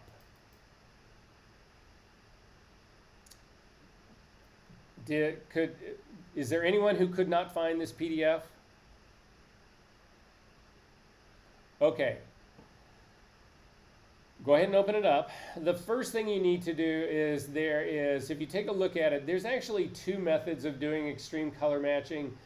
The version that I use here, I think, is far more complete. However, that might be because I was the one who, I don't know anybody else who does this, but I do this. So I wrote this thing, so this is my version of it. If you scroll through this, there's a second version of color matching, extreme color matching, and it's this one right here. It's actually, we can look at this one maybe later. It's a little simpler, it's a little faster, but it's nowhere near, I think, as complete. So we're going to start with this one. The first thing you need to do is actually click on this link. Again, this will walk you through every single step. This is actually show you all the parts here. I'm going to actually walk you through all of this part as well. So hang on just one second.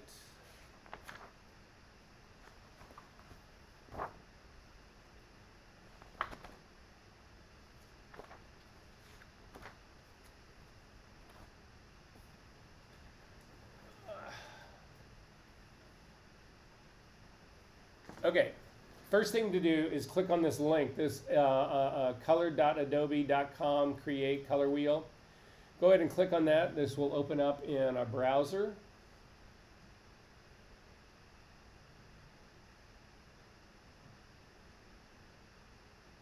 So if you guys, was anybody here familiar at all with the old version of color in Photoshop? This thing used to be named Color with a K, K-L-O-L-O-R. How charming. Anyway, we're not going to explore a whole lot of things in here, but this is a remarkable color source tool in terms of developing color palettes for all different kinds of things and reasons, with all types of different color ways to view colors. So you can do complementary colors in here, analogous colors in here. It's a remarkably in-depth thing that very few people know about. But at any rate, you guys now know about it. So this is what we're going to do. So our first move in here, again, I'm just going to follow my little list right down here. So the first thing that you actually need to do is make sure that you have the Create tab at the very top selected. So with that selected, then there's another set of, the next line down of possibilities is color wheel, extract theme, extract gradient, and accessibility tools. You want to click on extract theme. Then when you've got extract theme selected, you need to go find the original copy of that alleyway. So go back to your Piximperfect composite folder that was in our session number 9. Click on that and then grab the night scene Piximperfect JPEG. Click on it and drag it on top of that extract theme place. And what it'll do is it will actually come in and it will pull out what it sees as being the dominant colors of your scene. Now, you can change the number of colors that you got in here, but I find that 5 colors is actually really pretty good, so I don't worry about this part. However, you can move these guys around, and if you take a look at the scene right now, does anybody not have this up right now and have that picture loaded and then 5 blocks of color underneath it? We're all okay? All right. You don't need to keep these colors where they are. So the only one that I would change on this is that you can see the little color circles that are actually on your image. There's one that's actually the night sky behind, and I don't think that's really giving me the information that I need for the girl that would really inform the color of the girl. So I'm going to click on the one that's right over the top of the night sky, and I'm going to drag it down more to the lower dark corner of the alleyway. So I'm bringing it down almost to the corner of the lower left-hand corner, and I'm going to let go of it down there. This has, I think, going to have far more of an influence on her coloring than the sky that's in the night sky. So then we've got 5 color swatches that sit here in the front, and for me, it's so much easier if you put these in order. So you can move these around, and I typically go from dark on the left-hand side to light on the right-hand side. So the first thing I'm going to do is grab the lightest one, that yellow, and I'm going to click and I'm going to move it all the way to the top, and it will let go. And now I've got my lightest color that's at the top. I'm going to then grab the sort of lighter of the tan colors and move it right next to the yellow color. And then I'm going to grab that sort of darker, kind of magenta-y brown and drag it down closer to the black. And so now I've got my colors basically in a gradient of brightness. I've got the sort of really dark brown on one side, on the left-hand side, working up through a series of browns to the bright yellow that's actually up at the top on the right-hand side. So again, I can keep asking you, but that's not going to get me anywhere. So if this is not working for anybody, please stop me, because if you don't get through this part, you'll never be able to make this work. Okay, so then at this stage of the game, I actually need to bring this into Photoshop, and you would think that Adobe would make this much easier to do, but they do not. So we're just going to run with this. On the far left-hand side, right under the tab that says color wheel right next to the extract theme, you can actually do different versions of the colors that you want Photoshop to go after. By default, it's done on colorful, and you want to leave it on that one. So we could have changed that first, but that's not in my list. So, but nonetheless, it's on the correct point here. So we reordered this whole part. Everything is good here. Then over on the far right-hand side, up at the very top, right underneath the preview of this gradient, you'll see a place that says Save To, and there's a drop-down menu that's right next to that. If you click on that drop-down menu, you can actually save it to a library, to an AES, to downloads, or to your library. You want to pick My Library. Then What's wrong with the, I don't have your library, I don't have anything else here. if you don't have anything else, so if you're clicking on that drop, no, I'm sorry, go ahead. It's only My Library and no AES or downloads or, Well, it doesn't matter then because you're saving it to the right place. oh, it says your library, that's it, your library? Oh, in your version of this, it only says your library. It only says the thing at the bottom. Mm-hmm. So your drop-down menu doesn't have anything else. No. No. Is that true for all of you? Mine says Chicago downloads and your library. I don't know why it says Chicago. Huh. Go ahead and pick But your. I do have like a plus sign. I think to make another one. All right. Well, click on the plus sign. Let's see if we can come up with your library. Oh, maybe that's just it. Oh, that is just it. Don't worry. You can leave it as your library. Okay, leave it as your library. Again, what this ultimately is that this is it's a place on Adobe servers that everyone has. And so if you've ever saved anything to your library, no matter what Adobe program you're in, you can actually go to your library and get whatever resource you put in there out. So leave it as your library, and we'll just make sure that you can get to it. And if this doesn't work, I'll find out why you don't have your library yet. But you'll see. So here, really quickly, go back into Photoshop really fast. Let's see what it says in Photoshop. So if you go back into Photoshop, and if you don't see your libraries tab, you should have one. I think we built that in. If you click on your libraries tab right here, I'm not seeing, it's actually really slow right now.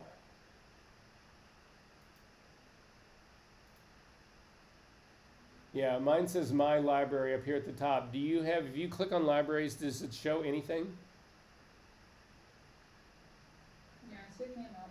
And what does it say? What's the tag? It says your library. Okay, so fine. We're going to save it to your library.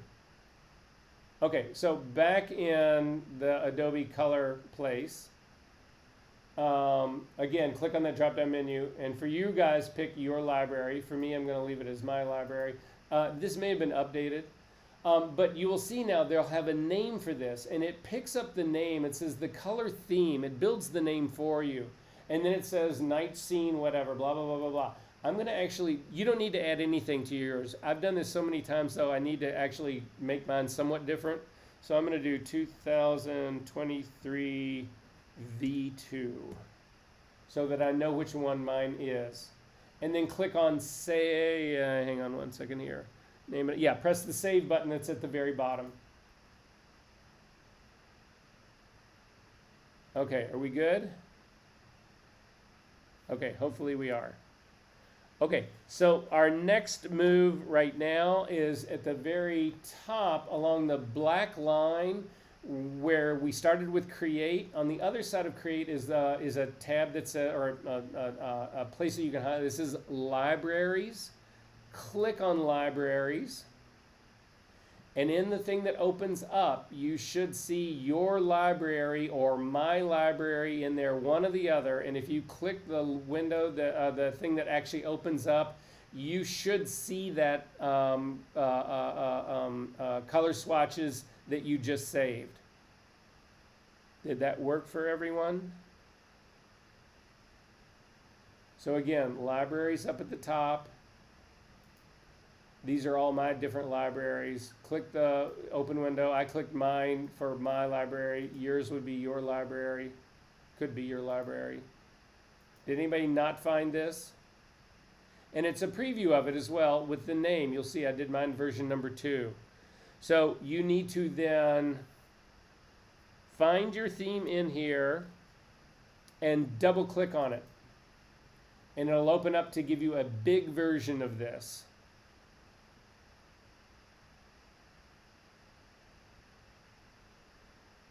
And once you have the big version of it, on the right hand side, you'll see a thing that says download is ASE. You want to click on that.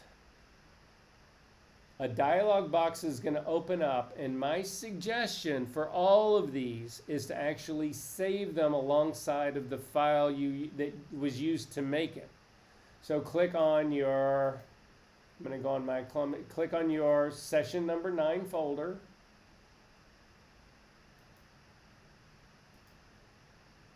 And go to that Pixel Perfect composite and actually save it right there.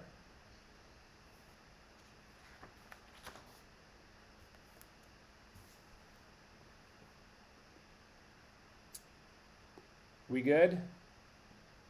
Okay, you can get out of here and just go back into Photoshop right now. All right, so back here in Photoshop, we need to then import this into our library so that we can actually work with that. So to do this, come up to, because we don't keep swatches open in here. We don't use swatches that often. So come up to your window menu, down to swatches, and it will open up. And it should look something like this.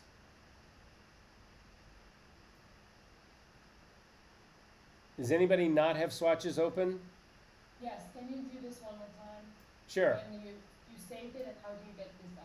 Don't worry, I just saved it and then I'm back in Photoshop. Yes. Okay, so you're back in Photoshop, right? Okay, come up to the window menu, down to swatches, and another window will open up. These are just like the other windows that we work with. It's just when we don't use it that often, so we don't keep it open. Good? Okay, so then we need to import that AES file that we just made. So come over to the little 3 lines that are across from the tab. So click on the drop down menu and come down and say you want to import swatches.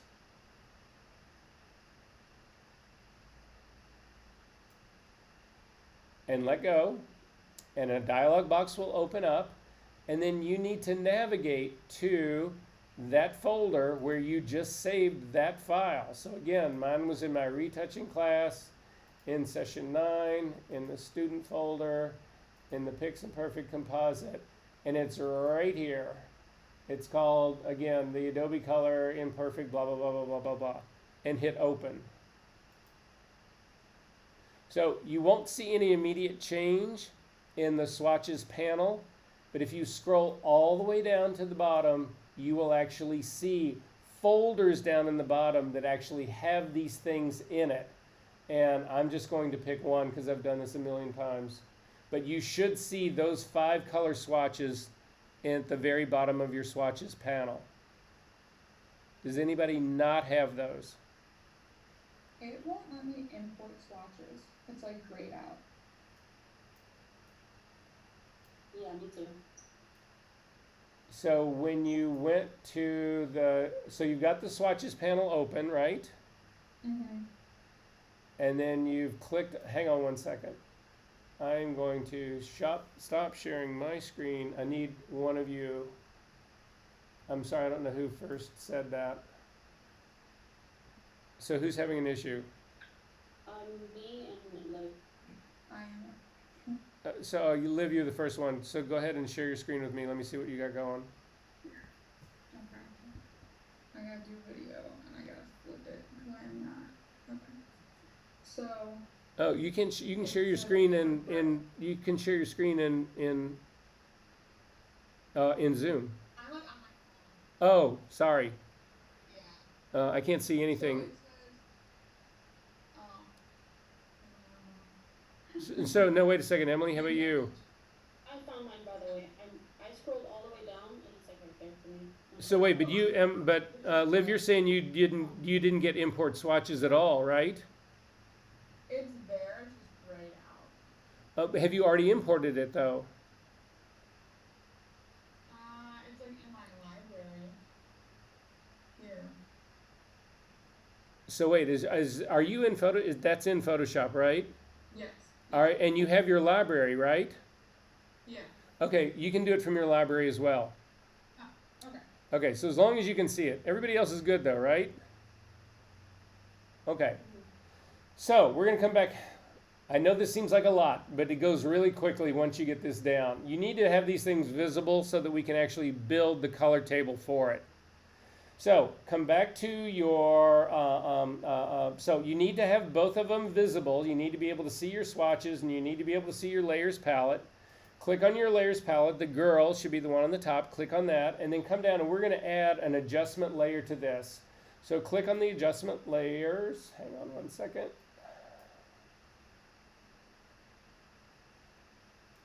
Not the add layer mask layer, but the adjustment layers. And do not get confused by this. There are two things that start with gradient in your adjustment layers. One is a normal gradient and the other is a gradient map. Gradient map is what you want to pick. Wait, So- first you have to share your screen again. Oh, sorry, thank you.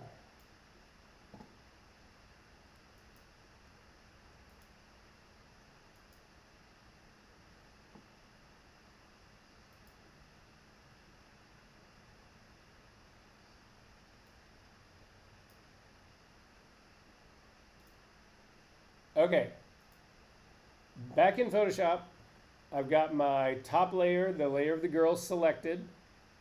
You guys do see my screen now, right? Yeah. Okay, Yes. okay. We're gonna add an adjustment layer on top of this. So again, the circle that's half black, half white, click on that. There's two gradient names in here. There's just a regular gradient and then there's a gradient map. You wanna make sure that you pick gradient map. And when you let go, typically your image turns black and white.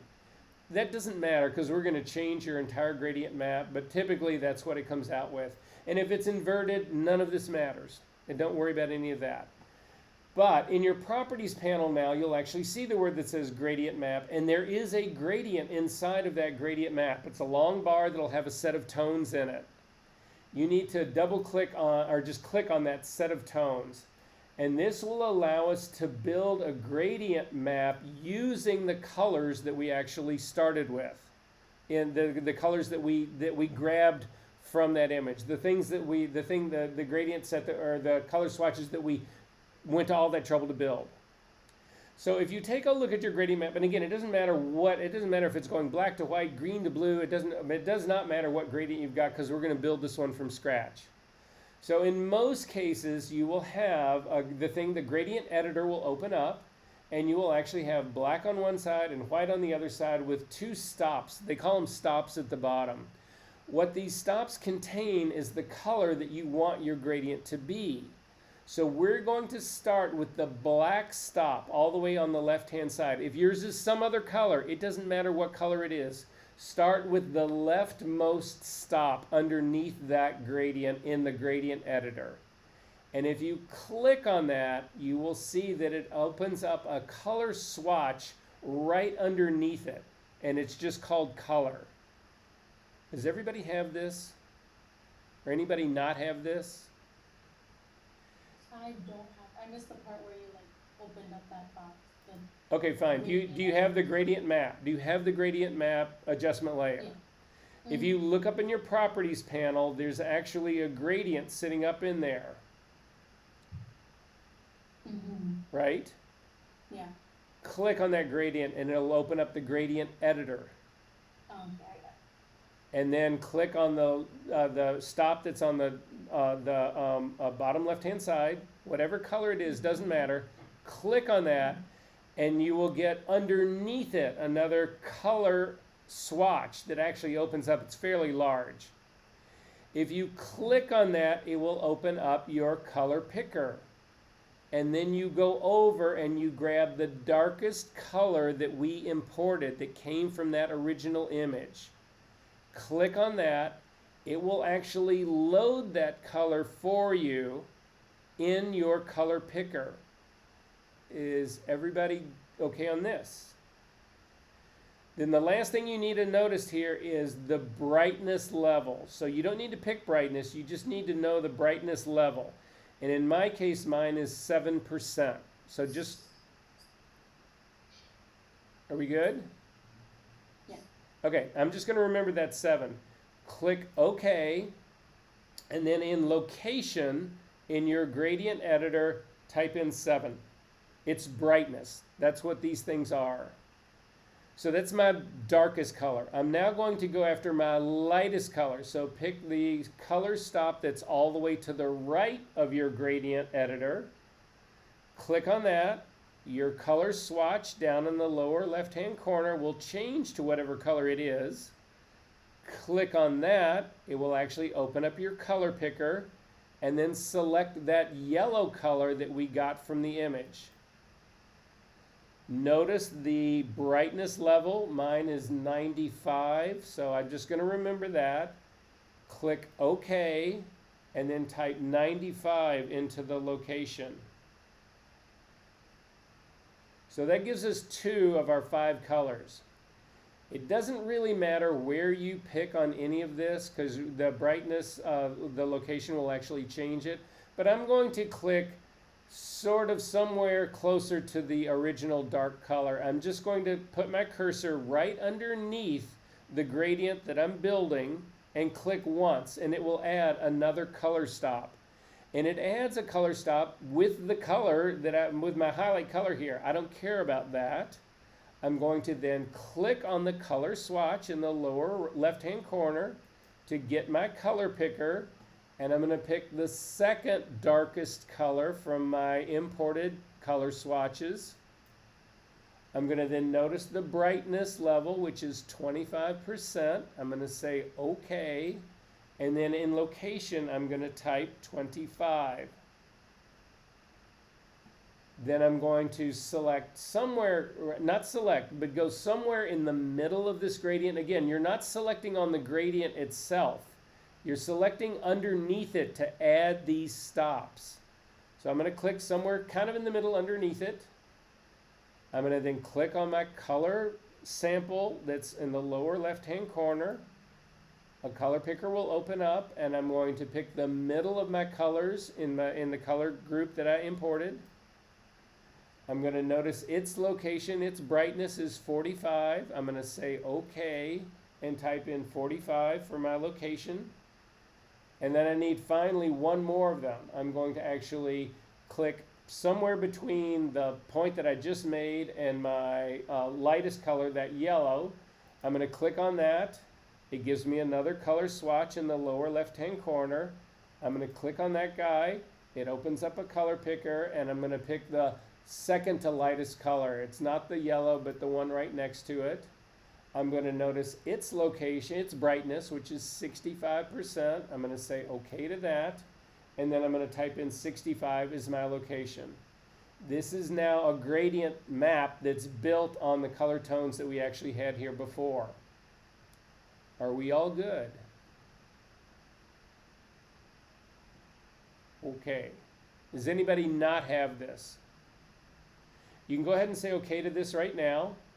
You can actually close up your swatches or close up your library. It doesn't matter. A couple of things we need to do here now.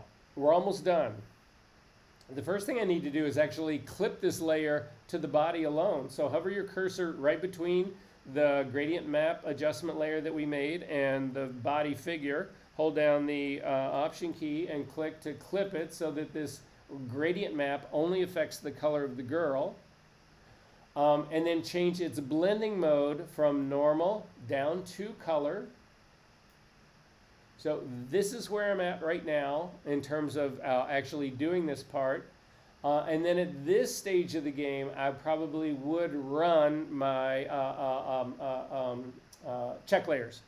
So you can see right now it's actually working pretty good. The girl is a little bit too light in here. So our time is actually up. It's actually, we're 1 minute over. If you guys want to stick around for another 5 minutes, we can run our check layer part and see where we land with this guy. We're not going to complete this composite. I'm going to ask you to save it, and we will finish up the other things that we need to do this on this guy next week. If you need to leave, go ahead and go. You can always watch the video. And other than that, for those of you who are going to hang out really quickly, we are going to run our check layers on this because there's a major luminosity issue in here that might alone fix it. So I'm going to go again to my actions palette. I'm going to click on check layers. I'm going to run check layers. And you can see now your color check layer by default is on, and the girl actually fits really well in that. Look what happens when you turn off your gradient map that you just added. And you can see how much this has really brought this girl into compliance with the color part. So I'm going to turn off my color check layer, and I'm going to turn on my luminosity one. And you can see she's just way too bright for this scene. So I can do this right above the gradient map that I made. Again, the gradient map is an adjustment layer that's been clipped to the girl. So I can do my luminosity on top of this. That's not a problem. I'm going to come to my adjustment layer. I'm going to add adjustment layer, and I'm going to add a curve. I'm going to clip the curve to the check layer. To the gradient map, which is clipped to the girl. I'm going to change the blending mode from normal down to luminosity. And then this is another one of those cases that I was talking about. This isn't an overall brightness of the girl. This is actually too much highlight. So instead of grabbing your mid-tone, the middle of this and trying to drag it down, which leaves her face still too light, because again, the black part of this curve is pinned to the black point. The white part is pinned to the white point. That's not my problem. It's an overall lightness of the girl. You need to grab the highlight slider, the highlight point at the very top right-hand side, and start to pull this down until you feel like she matches the scene a little bit better.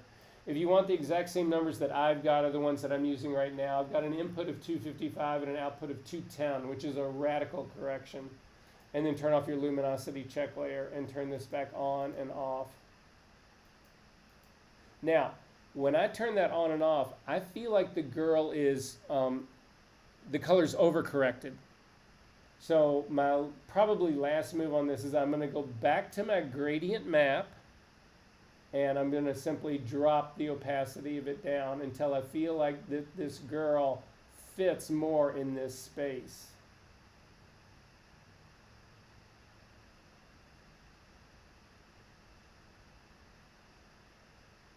And when I get down to around a 73%, that's when I feel like she's actually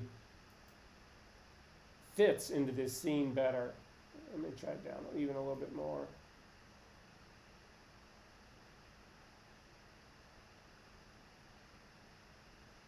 Yeah, somewhere in the 65, 75, somewhere in the high 60s, low 70s seems about right to me. It also means that I probably am going to revisit my luminosity check layer as well. Yeah, and that luminosity needs to still be brought down a little bit more as well. So back to my luminosity layer and pull her down just a fraction more.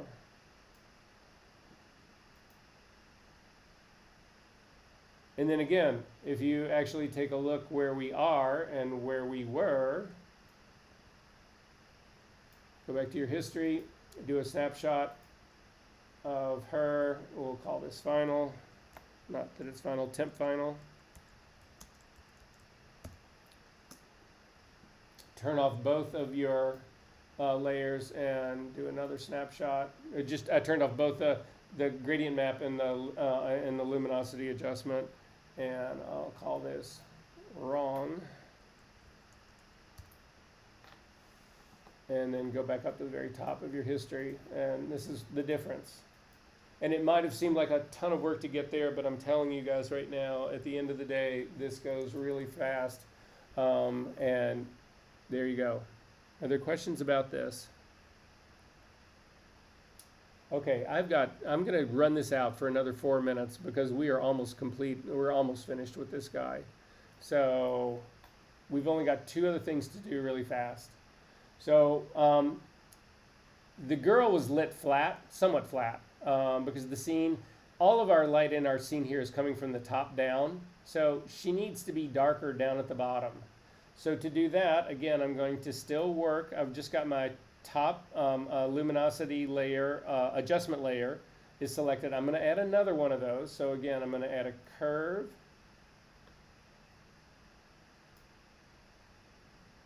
And I'm going to clip it. And I'm going to change the blending mode to luminosity. And I'm going to grab my black point slider and drag it to make things considerably darker. I might go back in and change this in just a second, but that's basically what I'm going to do. I'm going to then invert this layer mask, Command I. I'm going to then take a brush, the B key. I'm going to make it a completely soft brush. And then I'm going to make it bigger. And when we make this bigger makes a difference. So what you need to do in the size of your brush, what needs to happen in your brush to have this work is you need to have the middle of your brush touch the bottom of her feet. And the top edge of your brush touches, I'm going to do it pretty much right underneath her boobs because that's where I feel like the light should start falling off. So again, I'm making this just a little bit. So sort of like that. We've got a black mask. I want to see that darkness that I just did. So I'm going to set this up. So again, the middle of it is right at the beginning of her feet. And so then what I'm going to do is simply click once. Don't paint, don't do anything else. Click once. And it'll actually make that part of it darker. And you can see because it's clipped now, it actually has made this part darker. It still needs to fall off more at the bottom of her feet. So I'm going to do another copy. I'm just going to hit Command J to copy this layer. However, and I'm going to go ahead and clip it. And again, it's still inherited that luminosity part. I'm going to make my entire mask black again. So again, because I'm going to change where I actually have the fall off happen. So again, black is my background color. So Command Delete will fill it with black. And now I'm going to make my brush smaller so that it's the same trick. You want it to start the middle of your brush. You want to start at her feet. But now I'm going to do the drop off at about her knees. Again, white is my foreground color. Click once, and that's it. Now in this case, the only thing that's still left that I really need to figure out in here would be probably some kind of shadow underneath her. So I'm going to click on the background layer. I've got 1 minute to do this, and I'm convinced I can do it. I'm going to add a blank layer between the background and the girl. I'm going to call it Shadow 1. I'm going to hit the G key to get the gradient tool. I'm going to come up, make sure that it is classic gradient. I'm going to click on the gradient preview. Sorry, not that. The drop down. I'm going to open up basics. I'm going to change my gradient from foreground, which is black, to transparent. I'm also then going to click on a radial gradient, not a linear one, but a radial one. Working on my Shadow 1 layer, I'm going to simply click and draw out a big gradient. Hit Command T to actually get the transform dialog box to open up. Hold down the Option key and grab my transform handle in the top middle and crush this down. Then I'm going to click in the middle, not close to the anchor point, or it'll grab the anchor point, but in the middle. And I'm going to drop this right underneath her. And then hold down the Option key and make it a little bit narrower because she wouldn't cast that much out. And say OK. And then tell my client I want $2,000 for this.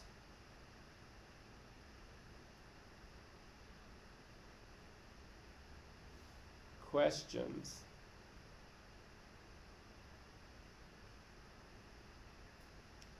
I don't know how about you guys, but this shit excites me every time I see it.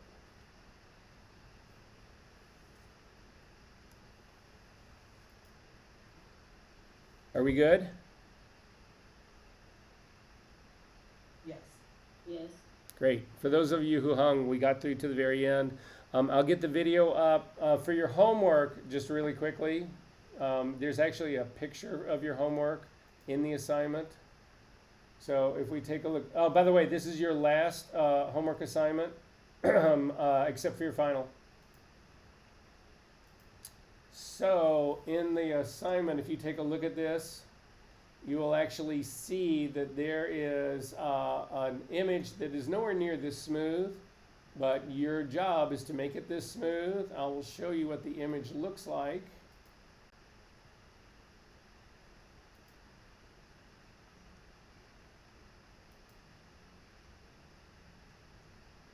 This is what the image looks like. And you're supposed to get rid of all the wrinkles. Just read the thing about what it is to actually get rid of it. I'm going to give you 2 clues. See, for the people who stuck around, it's going to be worth it. 2 clues. The first clue is there's more than one file in here. It's all of the same girl, but there's more than one file in here. There's a reason. And number 2, the most successful versions of this involve puppet warp. And I'll see you guys in person next week.